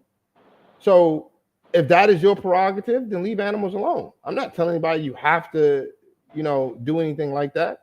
I'm just simply saying, you asked me about the buzzard or the ostrich or whatnot. I wasn't just talking about what they do in terms of what they eat. I was more like those things are huge. Have you ever seen an ostrich egg?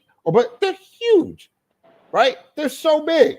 They're so big. Like I don't look at that and see that as I would. No, I just don't. That's my personal preference. But like I said, when you asked it, there's technically nothing wrong with it. An unfertilized embryo is just a clump of cells. It's not a life.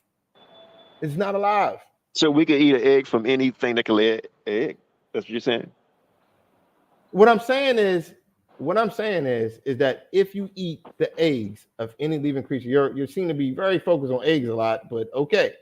If you No, eat the because egg, I heard that. And I want. Oh, let me stop just for a second. The reason why I'm focused on this is because I used to be a vegan. I didn't eat any meat, right? sure, And then when I heard the sister ask about the egg, and I was like, wait a minute, because when I wasn't eating meat, I didn't eat any eggs. I didn't even eat fish. Okay, right. so Well, being a I'm vegan just is trying not to. eating fish is that's not And vegan. I didn't know it That's was a difference until later on. So I'm just trying to figure out. I see your stance, and I want everybody to understand your stance. So my stance is moving vegetarian. right Vegetarians eat there, dairy. we go. They eat dairy and animal products. I've said this several times now. I'll say it one more time. I am a vegetarian. Okay.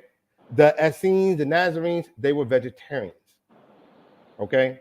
These people still kept animals. They still kept livestock. They just didn't eat them.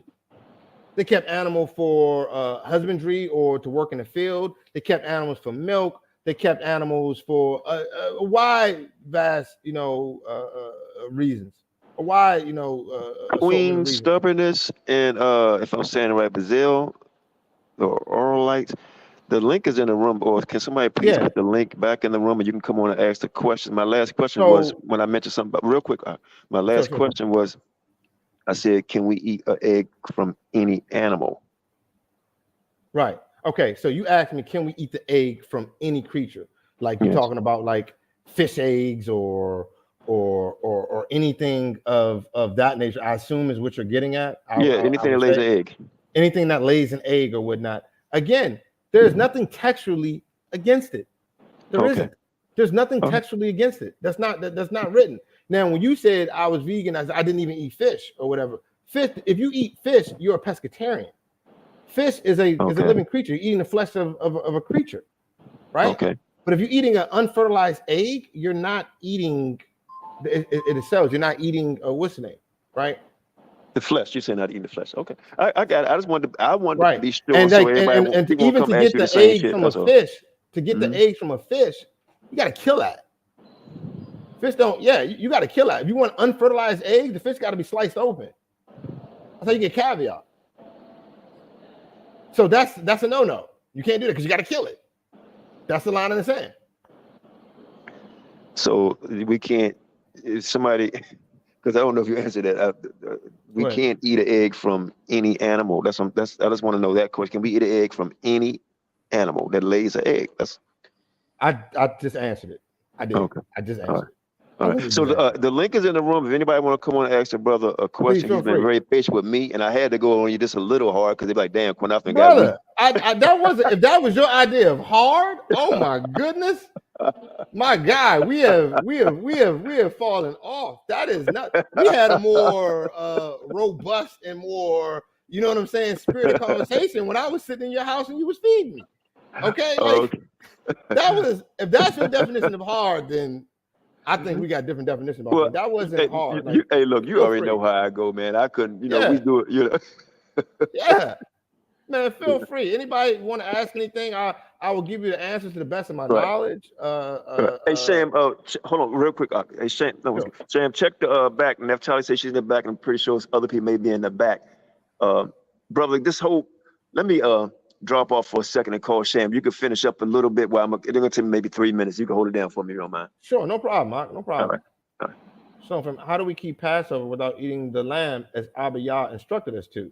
That's a great question. That is a great question. If you study the history, first I want to preface with this before I even get into that. Go read the Levitical laws about keeping Pesach. Does it mention killing a lamb? No.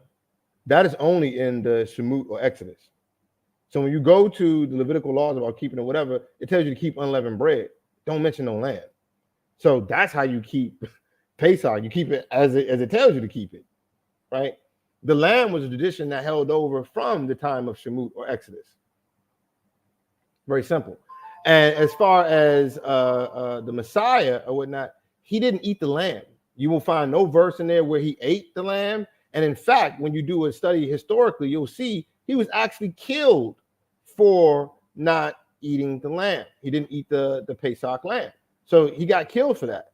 And this was the reason why Yehuda of Kerioth, or Judas Iscariot, he turned him in. He turned him in because he went and bought a Pesach lamb, and according to the text, he says, well, we should be eating lamb. And he didn't eat it. And so that was one of the charges that the Pharisees had against him.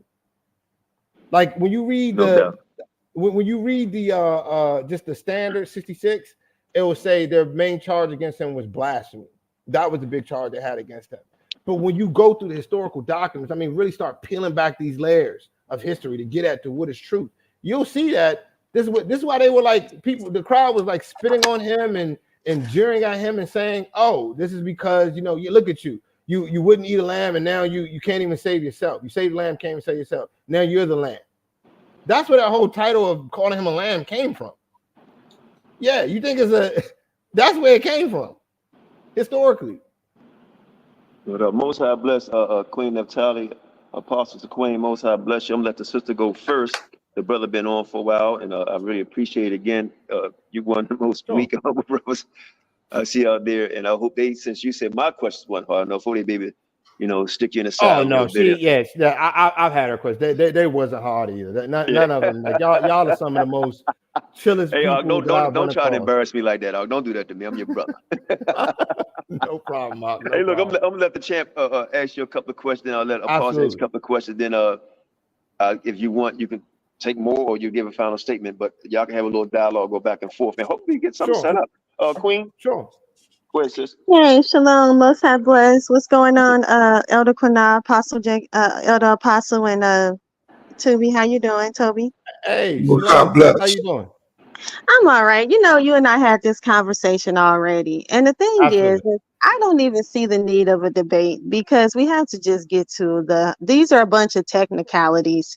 What is arrogance from an animal? It doesn't matter the most gentlest way that you kill it is an animal. If you suffocate it, if you lay it down and you rub its back until it drowns, whatever you want to do, it's an animal. It contains animal protein. It comes from an animal. My $1 million question is, what is the cause of anybody having to eat anything from an animal at all then?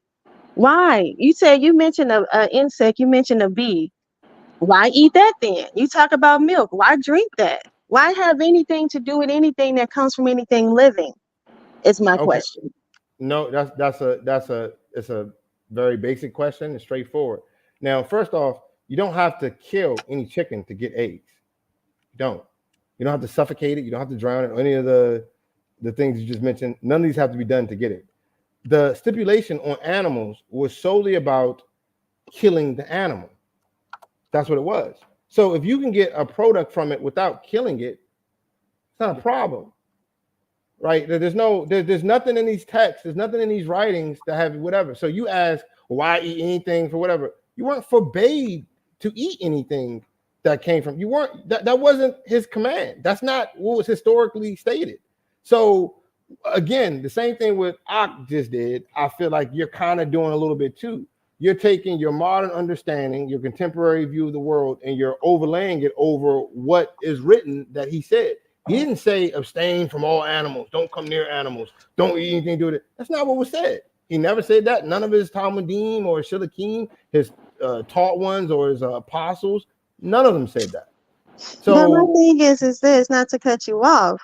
You said that these are technicalities. What you're saying, because the thing is like this. It's an animal. That's the whole thing. It's an animal. Sure. And the thing you said, it's an egg. Well, hold on. You're preventing it to be fertilized. That's another technicality. Hold on. You said all chickens lay eggs, but guess what? It contains animal protein. That's the first thing. It comes from an animal. Yes. And then the thing is that if roosters were around, the rooster would be fertilizing these eggs. Roosters cannot, if you ever been around a farm or anything like that, roosters cannot fertilize every single chicken egg. That's what the thing is that, but guess what? That one egg that you ate, that one egg that you ate could have been born. Right. I understand that. That. My point is, not all of them are. They're not all born. That's the whole Okay, but point. not every baby is if you born. Not every so baby, like with a so woman. let me If a woman has her menstruation, that baby did not Just let her so get you become. a want to few eat minutes the you out, and want to then eat the you want to eat the then you can menstruation jump. Just let her cycle of get a a few woman? minutes You to say get that? out. So That's it's I don't but understand the you point know you're what making. the thing is? The reason, like I said, we have tons of vegetables. We have tons of produce all Sure, around the world. sure, sure. There is no need to eat from any animal. There There is is no no need, need. or There is hold no on, need. but there actually is a need. It's you What's the cannot need? survive without eating it from an animal. That's why you're What do you eating get? it. What do you get from an animal that you can't get outside of animal? What are you getting that you can't get? Name it. You tell Name it. me. Do you No, know? you just no, there is nothing. I just Do said there you is take no a need. vitamin? Do you take a vitamin? No, I don't take vitamins, but I don't have a problem with people taking vitamins. You simply said there's a need for it. So I'm asking Yes, you, if there you is a say that need. there's a need, what is that need? What is this thing that you can't get from plants that you say you have to get from animal? Tell me, what is it? Protein and calcium and all of this other stuff, man. No, Not, you Okay. can not get that. You can't get Yeah, B12. okay, sis. You can't You get can you only get B12 from an animal. You only get B12. Unless it's no. genetically fortified. Hold on. This is a fact. You can only Sure. get B12, which is a very essential, one of the most essential vitamins that anybody you Mhm. can't live without it.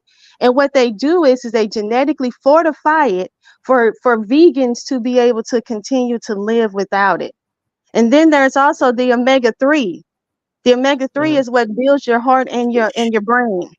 B12 is for the brain and the heart. Omega-3 is for the Mhm. brain and the heart. Where does omega-3 comes from? It comes from the fish. And what did Christ multiply?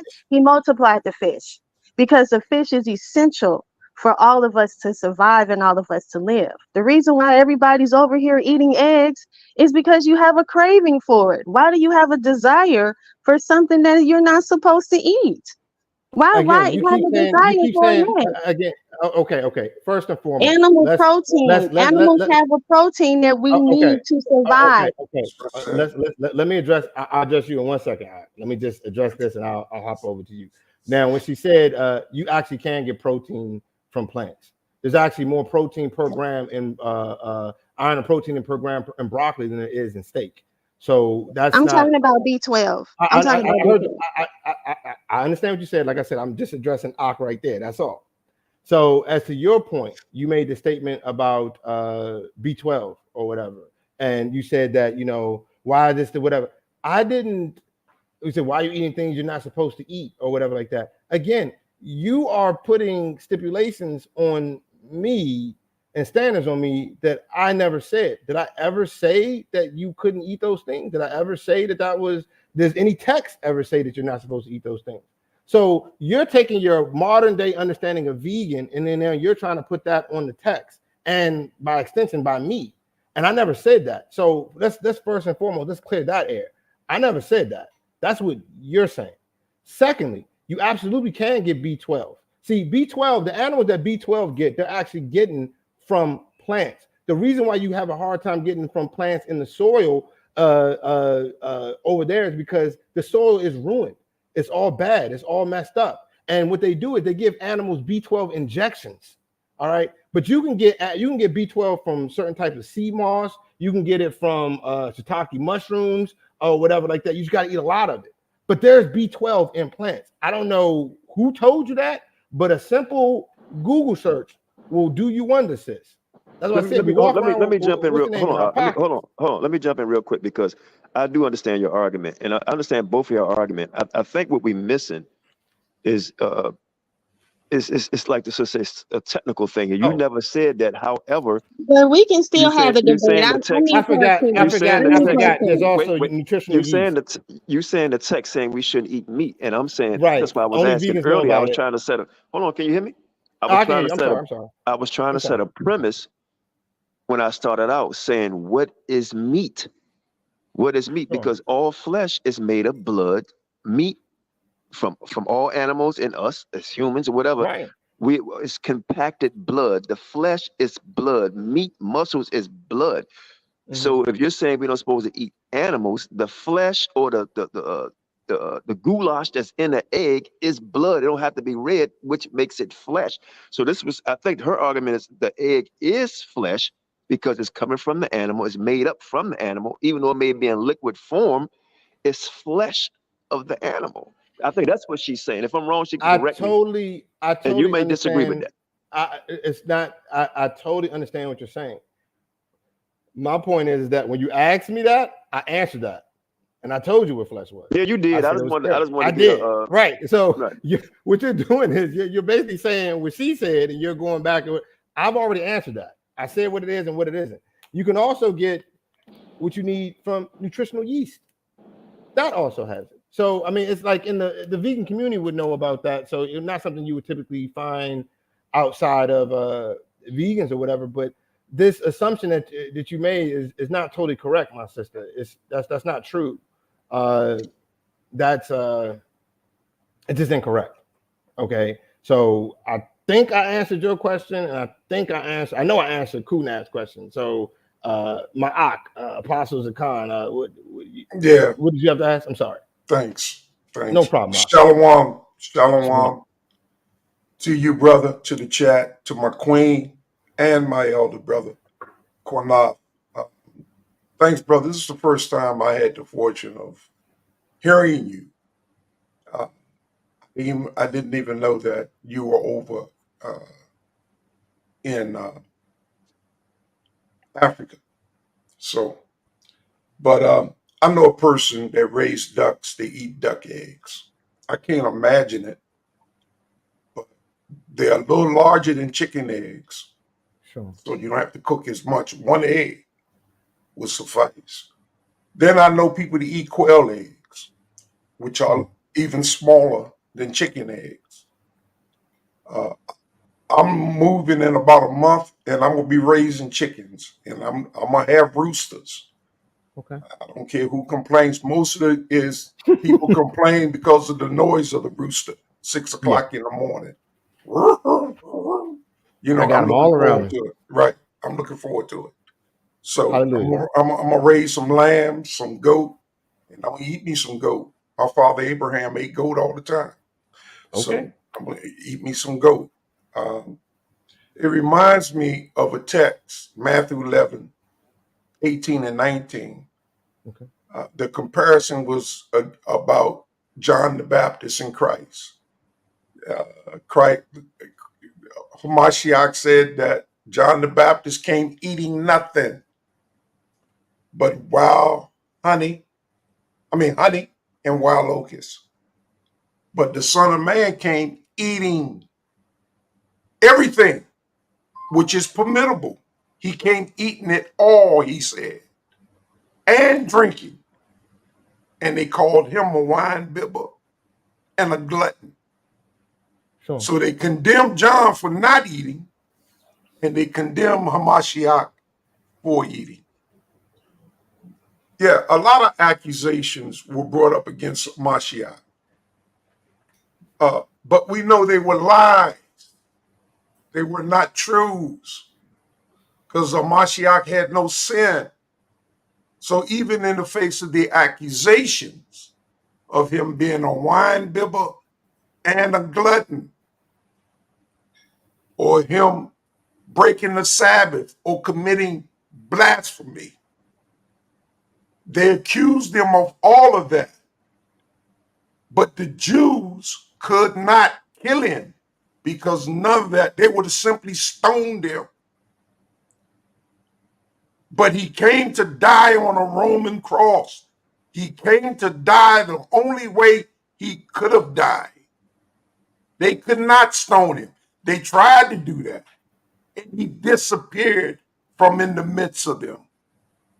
They knew not where he went, because they were not permitted to stone him. That's not why he came. When we read in Smoke, chapter 12, we read about how the lamb is to be separated on the 10th day for 4 days to be examined before it is to be slaughtered for Passover. Christ himself was examined. He entered Jerusalem on the 10th day. He was examined for 4 days. And on that fourth night, he was slain that morning, which is the Feast of Unleavened Bread. So he kept Passover, was taken captive that morning and slain that day, and was removed from the cross because it was the Feast of Unleavened Bread. As you say, for the next how many weeks?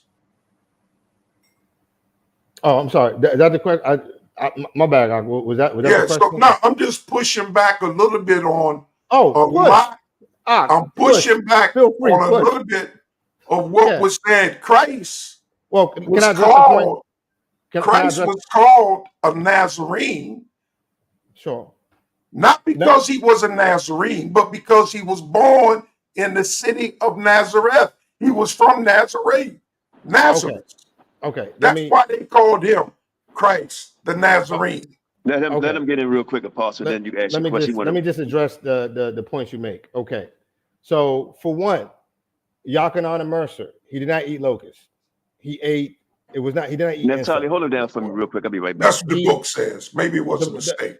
The book says that. The book is mistaken in several points, and that's one of them. I agree. What he ate was these pods. They called it was from a carob tree. They call it some people call it the locust tree because the way they come out, it looked like the type of horns they got or whatnot.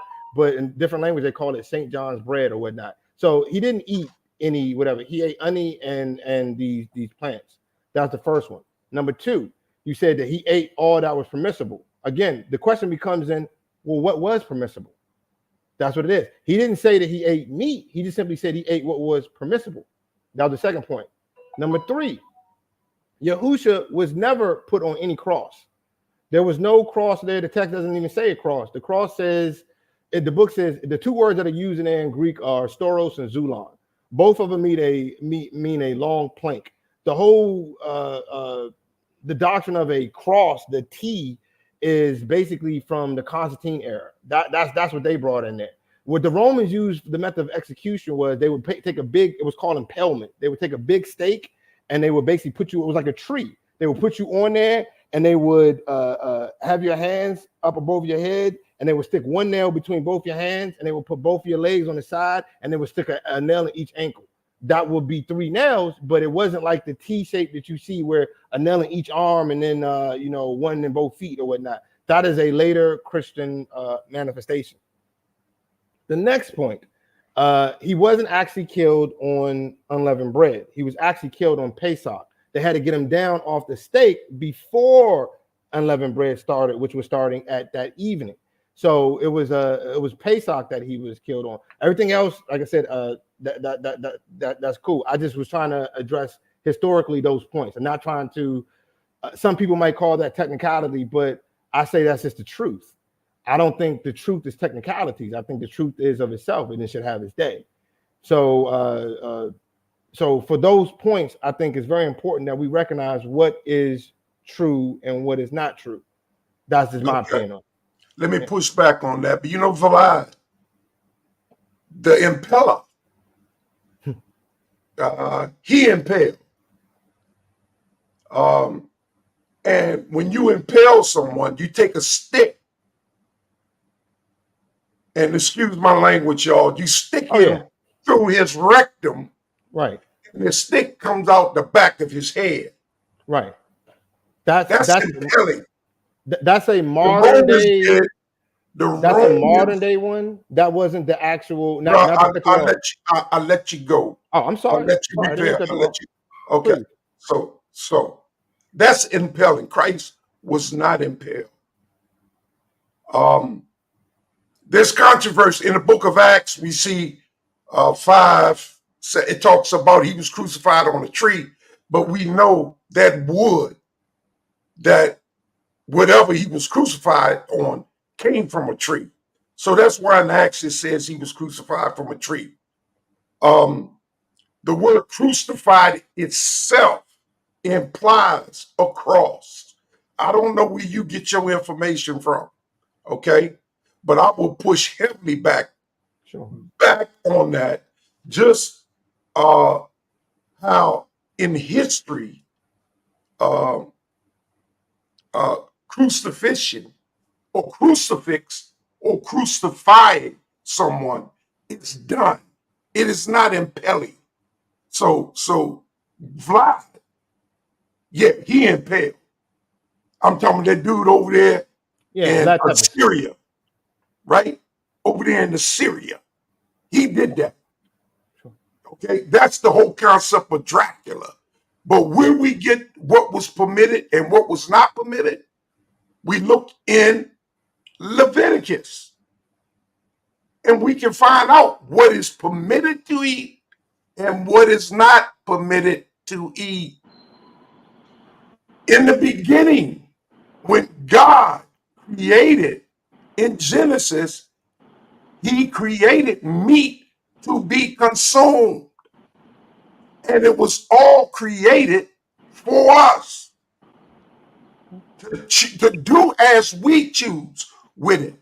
What was defiled was stipulated, and what was clean was stipulated. Even when it came to the ark, by the creatures that were called clean were taken on the ark by sevens. The creatures that were unclean were taken on the ark by two. Let me let him answer. I'm wrapping up. I'm wrapping up. That was to make up the difference by 7 and by 2. That was to be eaten, opposed to that was not to be eaten. When they came off the ark, because they had no vegetation when they came off the ark. Everything was destroyed. That's all they had. Well, what was taken on the ark? It took time for the earth to come back. It took time. And we all know that, as well as it took time for to populate. All right. So before you answer that rebuttal, that I'm gonna ask Natasha has anything to say. But I would like to see you and Apostle have a dialogue with that man. Maybe we can set up something next week. I know we don't like to call it debate. No problem. Me, if I can't, brother. I can't. You can't do it. Yeah, because I'm so close to moving, and because I got people going to be coming into my home, I don't have time to study properly. I got you. But I've got 3 things already lined up for August, after August 12th, when I get to Tennessee. And I will take on anything after that. Okay. But I do got 3 brothers. You say August 12th? Okay. I'm going to be in Tennessee after August 12th. My apologies. That's our plan and projection. I will be in Tennessee. I don't have much longer. I know you don't have much longer. I just want to jump in and say this, brother. Let me address this first. Oh, I'm sorry. Go ahead. Please address this, please. I got you. Okay. Please. It's like, please. Okay. So the first point you made about the impalement or whatever. Again, we'll read what you're talking about, Vlad Tepes. I understand that is the more contemporary understanding of what impalement means or whatever, but that is not what it was in ancient times. So the Greek word for cross used in the text was, I guess you can't see my screen, is storos. It literally means a long plank. That's what it means, a wooden long plank, right? And so it even says that it says, even the word they use for crucified, it can mean to nail someone to the cross or simply to impale someone on a pole. That's what it is. Storos and Zulon were the 2 words they used. It never said anything about a cross. You can find the whole method of Roman torture and execution, again, is something that's well documented. Romans didn't use no T to execute people in the 1st century. That didn't happen until much later. That's the first point. The second point, you stated that animals were made to be eaten. That's what their whole point. They were created and they were made to be eaten. It says so right there in Bereshit or Genesis. Well, I got my Bible, so let me just go right quick and go. Let's see what it actually says. It's Genesis 1:29. Let's see what it says. You said that was the meat and that was good, and that was the creation. Okay, let me see.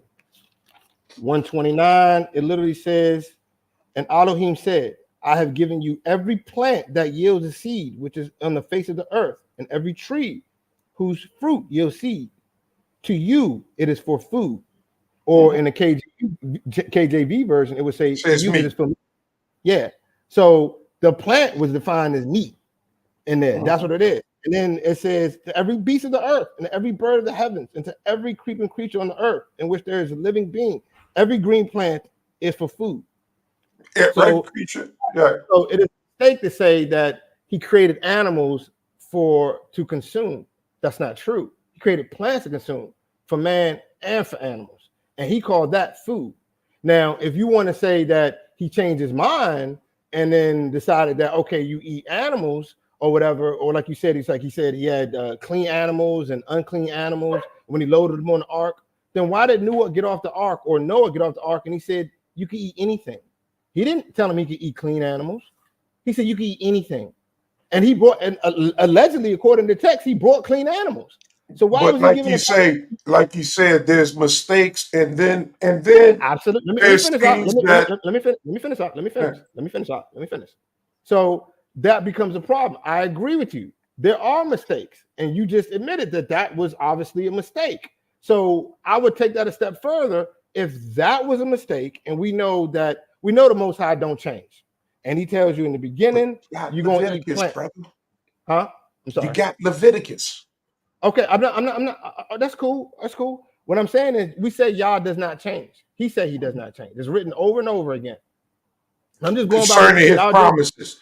Concerning his promises. He changes. So basically, what we're saying is, he repented. He changed. He repented. Means to change. Wait a minute. Okay. So that's your view, that he repents and he changes or whatever. He changes. I don't agree with that. He's not like man. It says it plenty times. And my point is that in the beginning, it's a mistake to say that he created animals for man to consume. We just agree that that's not true. Food was plants. Noah was given animals, clean and unclean, but you said that was a mistake where he said he could eat everything or whatnot. So by that logic, it could also be a mistake. I didn't say that. Yeah. You said there are things that are mistakes in the text. You just said that. No, I said, like you said, there are things that are mistakes. Okay, in other words, did he give him permission? Did he give him permission to eat anything he wanted? No, so not anything you wanted. No, but he gave permission. He gade permission in Leviticus to eat certain meat. I'm not talking about. We can get to Leviticus in 1 second. I'm not talking about that. I'm talking about by the sheep in Genesis when he came off the boat. He gave permission to eat anything he wants. He didn't specify clean or unclean. He said any living creature and anything that creeps on the earth, you can eat any of it. Yeah, that's what he gave permission for. Yeah, I think that when we look, I don't think that Genesis account when he's saying anything is rightly interpreted. I believe, and the reason why I stay on that, because I can clearly go to the book of Leviticus, right, where it's pronounced clearly what is clean and what is unclean. What is clean and what is permittable, what is not permittable. Peter, when he lowered the sheep and showed all manner of beasts, and the Lord said, Peter, kill and eat. Peter said, not so, Lord. I have not done so. So Peter, being an Israelite of that day and time, knew what was clean and what was not clean. But that wasn't the point that the Messiah, that the Most High was making. I get you. It was about people, Gentiles, those that were part of the faith, but walked away from the faith by being converted into Greeks. Right. Okay, that's what that conversation was about. I get that. Because we know that Christ bore his cross through the streets. He carried the plank that you're talking about, but there was a plank already set in the ground. Does it say that anywhere in the text? The plank he carried, still Christ bare the cross alone. We know Simon, who they called the Negro, was chosen to carry the cross for him. Does it say that there was a plank already there? It was set up there because it was two men already up there. I get that there were two men, but is there a verse that says that there was texture there? His center plank was in the middle. All they had to do was put the top. Is there a verse that says that? Brother, it implies that he carried it through the street. It implies. That's right. Okay.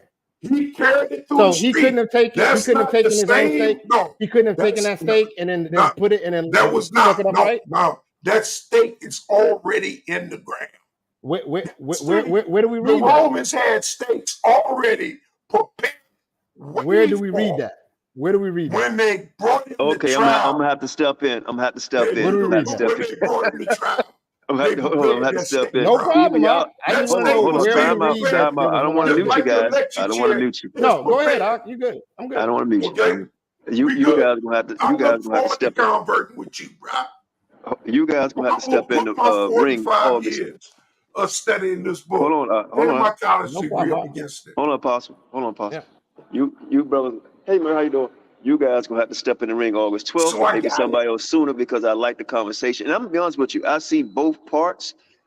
I don't necessarily agree with both parts. I see some things. Right. I don't think the Bible has no mistakes. Okay, I just don't. Right. I think man has mistakes. Right. But I just see things a little different. I understand where both parties coming from. I was trying to get a line so we could actually build on. That's why I was asking, them questions over and over from the beginning. So y'all. But I think they asked some great questions. I would just ask you to hold back your response from Apostle, because he don't want to respond again. And I'd rather y'all go for it on the 12th, or maybe somebody can take you on before that. So I'm gonna let Naphtali. I know she had. Yes, she's been waiting patiently. I'm sorry, sis. I know you've been patient. My apologies. Yeah.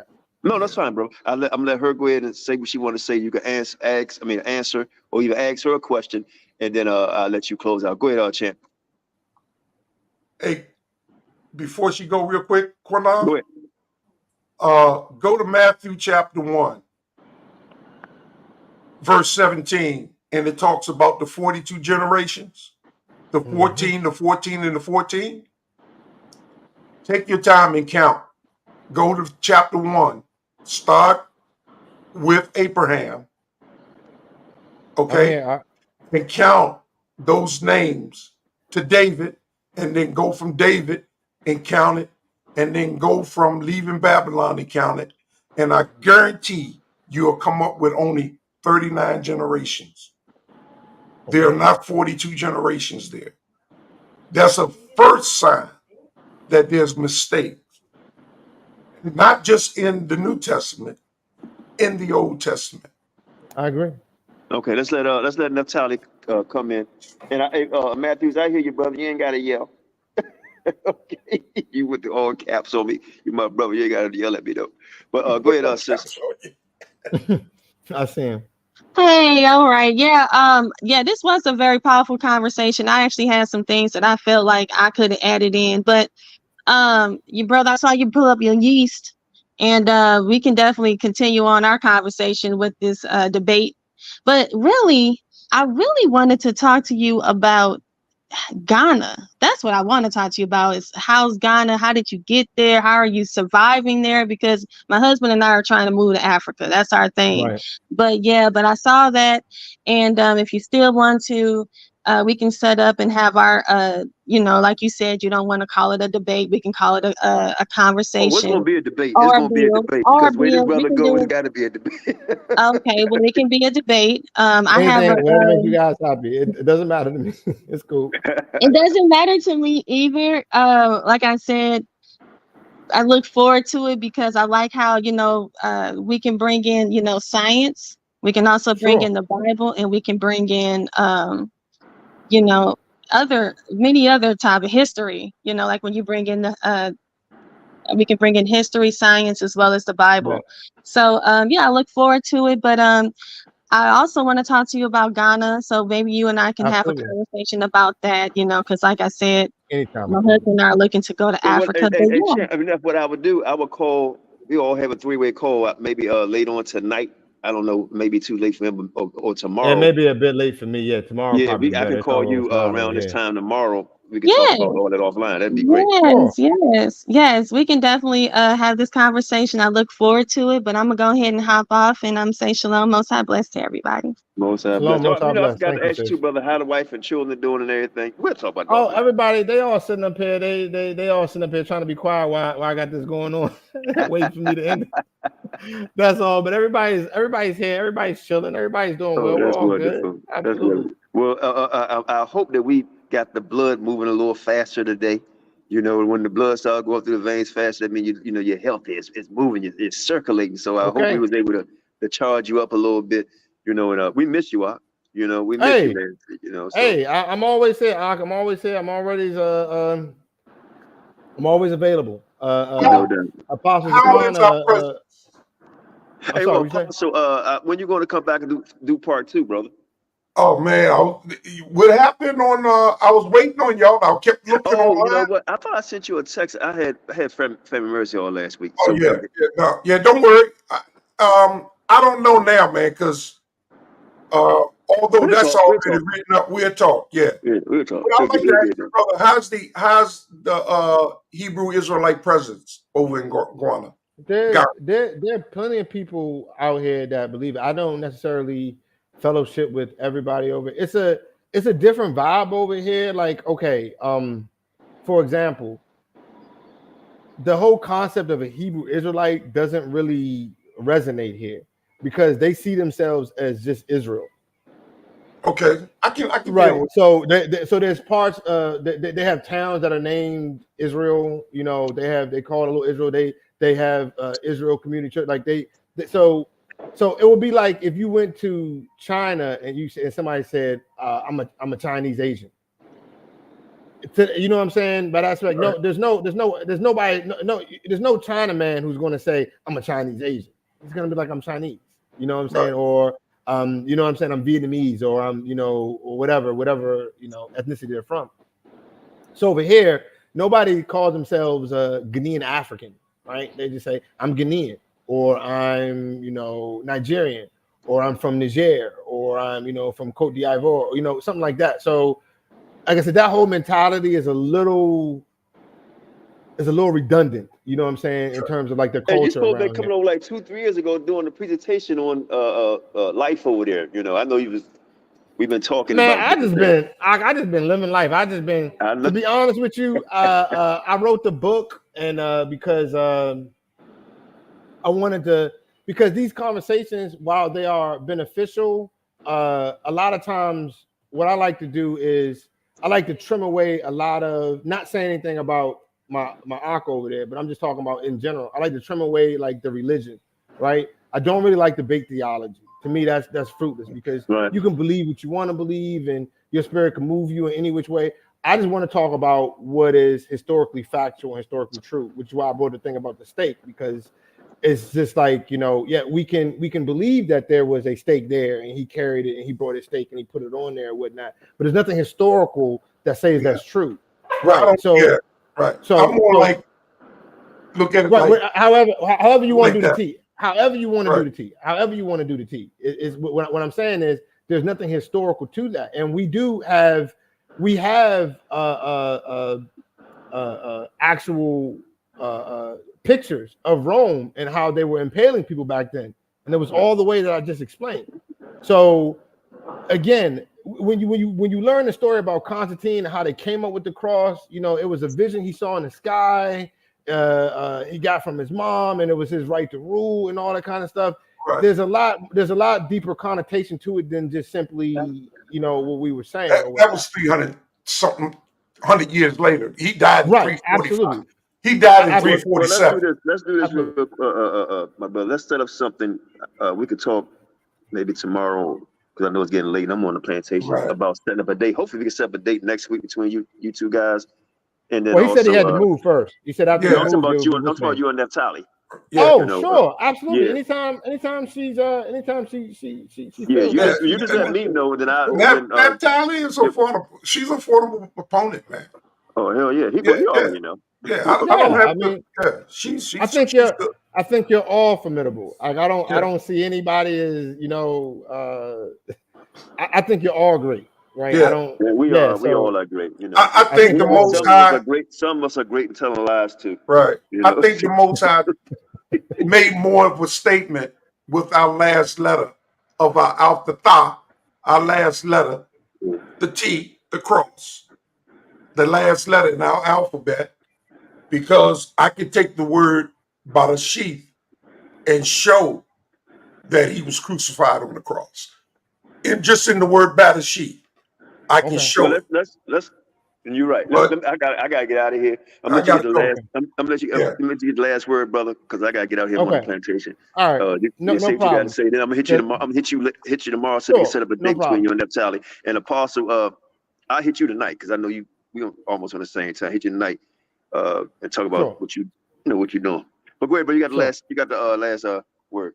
All right. So the last word is the same thing that I was talking to Sis about, and I find most people, and this is not to be a shot at him or at her or anybody in general. It's just one of those things that you read when you read the text, because he kept saying, well, Leviticus, Leviticus, Leviticus, and I get it. I absolutely get it. It's there. It's written. That's what it's supposed to be. It's Leviticus and this whatever. But we can all agree that there are errors in the text. We can all agree on that, right? So the question comes, what are errors and what are not? And so the same thing I did before with her, which yielded no answer, I give to you and I give to everybody else, or whatever. When you go to Jeremiah 7:22, he says plainly, this is thus says Yah, mind you. So in case somebody say, well, I only deal with thus says Yah. This is thus says Yah. This, for I did not speak to your fathers or command them in the day that I brought them out of the land of Misraim about matters of ascending offerings or slaughterings. But this word I did command them, saying, obey my voice, and I shall be your Elohim, and you be my people, and walk in all the ways I've commanded you, and that it will be well with you. So that's a big problem, okay? Because if what he just said is true, that it all relies on what we know about what's in Leviticus, and then we know because Leviticus, the text is saying, thus says Yah, is saying very plainly, he didn't command them when he brought them out of the land of Misraim about any type of offerings or slaughterings. So what's the whole book of Leviticus for? I just leave that as food for thought, not to jab at him or her or anybody else or whatnot. This is one that kept me up for many a night as I'm sitting over there just like, you can't reconcile that. That's a direct conflict. It's a direct contradiction. The same way it's a direct conflict and contradiction as we say the Most High doesn't change. Now, there says he did change. He repented. That's repent means change. That's literally the accusation that Shamaun HaMagi or Simon the Magi, he brought against Kafar, saying that the Father is not infallible because he says, I'm not like man. I never go back on my word. I do never change. All of the text, he says, I do not change. And yet we read in places where he's clearly changing. So it's not lining up. And if he tells you in the beginning, plants are for food. In the end, when the kingdom comes, he says the lion will lay with the lamb and they will eat straw. And everybody will eat from the garden. So plants will be food in the end. And somehow we, through religion and through dogma, we have convinced ourselves to believe that in the middle, we eat meat. So the beginning, plants. In the end, plants. But in the middle, no, y'all just go ahead and eat what you want. It's kind of like that weird concept, like I just explained about Newark, when he loaded up. Imagine when he loaded them on there, whatnot. If you do your counting and you find out those numbers don't match up, how we start loading the animals up. I'll bring that for the discussion with Naphtali, but that doesn't match up. The same way when Newark goes up the mountain, he goes up 7 times, comes down twice. I mean, there's so many things in the text that just don't totally line up. And it's not to say that there's a fault with our Father. There's a fault with us. We are fallible. We are man. He is not. He told you very clearly what was food in the beginning. He tells you very clearly what was food in the end. He's told you time and time again, I do not desire sacrifice. I do not want it. Stop it. All I want is your obedience. We continue to have this desire, this lust for flesh or whatever. Now she said, I believe she said something about, I eat eggs because, what's the name? I rarely eat eggs. I eat eggs maybe a couple times a year. maybe something like that. And it's like I'll eat like fried rice and I'll have like egg fried rice or something like that. That's it or whatever. So it's not like a thing where I'm sitting up there and I'm like, you know what I'm saying? Like I got this lust for eggs or anything like that. That's not it. And I believe the any discussion that anybody has about these matters should not be about any one person or their diet or anything like that. It's just what is historically true. What did the Messiah command? And he didn't command that you should all be vegans. I think you should be vegans just for your own health and for the safety of the animals. However, the command was simply don't kill an animal and don't eat the corpse of an animal, the carrion, the flesh of the dead animal. That is what flesh is. That's what the context was always, what you asked and what I believe I answered again. So I just want to leave on that note in saying that this is not something that, again, I'm not expecting everybody to take. It's not something that I accepted, okay? I'm not coming at you like some guru or some wise sage that came in there and was like, bro, the spirit done wound me up and I got this all figured out. No, I didn't. I pushed back on this hard or whatnot. I just found myself pushing back to the point where it got to be where it was like I had nothing to push back against anymore. It was just like I'm just doing it because I wanted to push back against, because I drew my line in the sand. It wasn't about what was historically true or what was textually true. It was about what I wanted personally.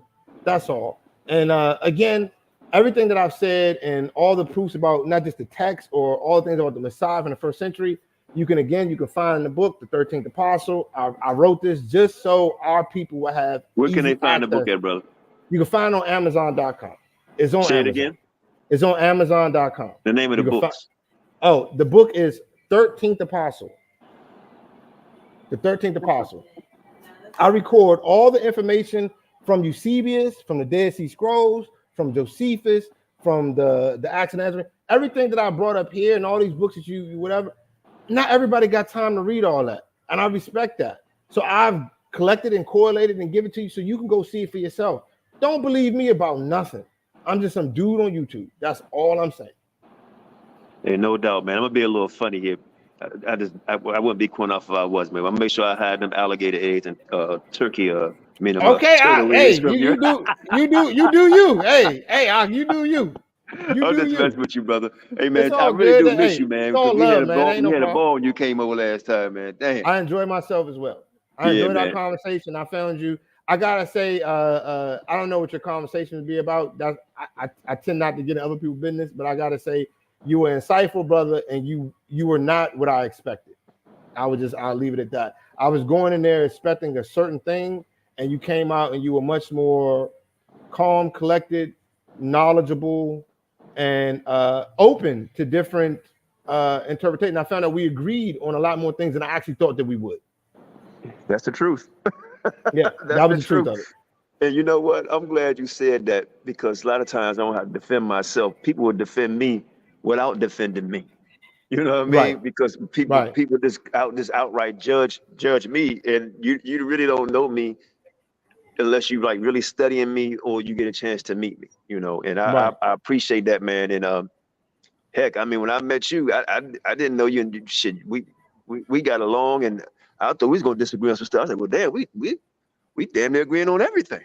About 90% of what I was saying, I found we were walking the same on. And like I said, I was with my arc at the time, Phil Moshe, and he was like, bro, I thought you said this nigga was going. I was like, bro, I don't know. I said, I went in there and I had this interpretation of him or what I had built up in my mind, what I thought it was going to be about, and what I thought it was. But as I got there and we sat down, we broke bread, we had, had a drink, and we talked to it. Now he was like, no, that sounds legit. I'm like, well, shit. I mean, I don't really know. Like, what? I just went home. I was like, I don't know what to say. I was like, I'm going home. It was what it was. Without mentioning people's name, man, a lot of people say stuff, and I don't know why they say it. But then once you meet a person, and you get to see for yourself who they are. And once again, man, thanks for coming on. And Shawsham, thank you. Thank everybody in the chat. K Jude, I see you. CUC family in the house. Most High bless everybody in the chat. The brother, hopefully Most High he gonna start coming back more, because he just don't deal with vegan stuff. He deals with a lot more stuff. He is a scholarly brother. I will tell y'all that, because he would tell you When he came to my house, we had plenty of books, and we were going in on a lot of subjects. He said, I didn't know the brother was that knowledgeable. Page for page, line for line, and you know, I'm sitting down there, I'm like, well, I believe this, and he's like, oh no, I believe that too. I'm like, but but I thought you were supposed, because sometimes, a lot of times, we have these preconceived notions about people, and this goes for everybody, not just me or you or anything. We put people in a box, right? That's what I was kind of talking about with the thing or whatnot. I don't really just like okay, you can be vegan. Like I think you should be vegan or whatnot, but that's not what the text says. And what I'm saying is we put each other in these boxes so that we can make these straw man arguments, right? We say you have to fit in this little box, and when you fit in this little box, then I can then make the argument against that box. And what you find is a lot of times that was the case with me. I had you put in this box. And when I got there, you was stepping out the box. You was all in it. You was in another box. You jumped over there, and I'm like, okay, all right. I just took my books and went home.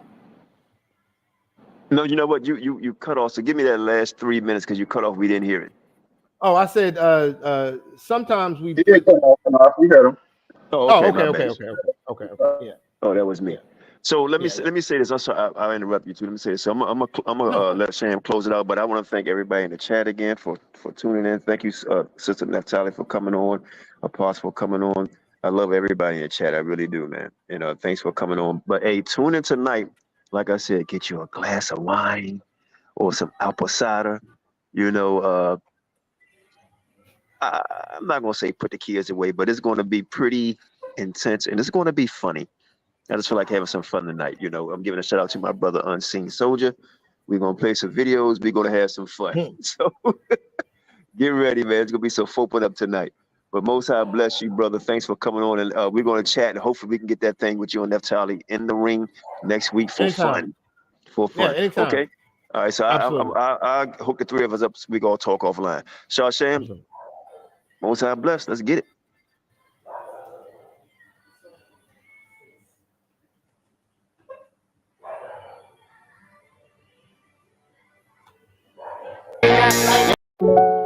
It's this lonely road that I'm walking.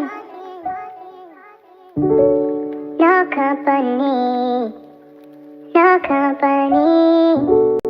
All the voices in my head won't stop it. My only company. Blood off my hands, the judgment coming fast, too much blood on his lane. The second exodus is about to happen, he ain't playing. He's sending out the winds, on this rock we gon' stand. We gon' trust the Son of Man. Just the final album was disconnected from the source, we done found the power. Messiah built the church back, gotta trust the founder. The carpenter, got the Father with him, ain't no stopping you. Protected by the winds if you got his help with you. Stand on the narrow, the Father gon' provide, y'all his eyes on the sparrow. Never seen the righteous get forsaken, not at all. The devil trying to take us cause he know he about to fall. Hey, Michael standing up in his hour, keep the laws. We gon' blow the trumpet, we ain't go to war with all. Messiah made a way, he laid it down for all flaws. We got the Father with his eye, stand tall. Protecting these commands, they at war with him. The dragon man, cause the remnant about to score with him. The children of the prophets, we done finally hockey. The law is the light, got us out the darkness. Return to the Father, ain't no other options. We let Messiah in, we done heard him knocking. Worthy is the Lamb, ain't no better time, surrender all right now.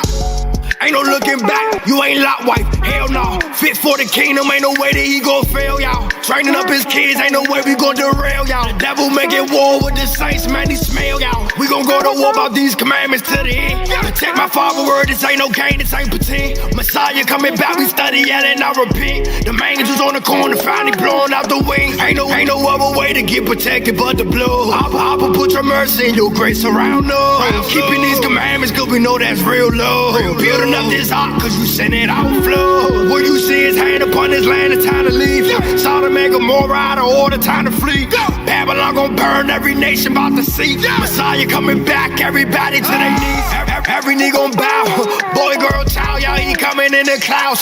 Thousands of years, now it's almost time now. The valley of the drought, we done came alive now.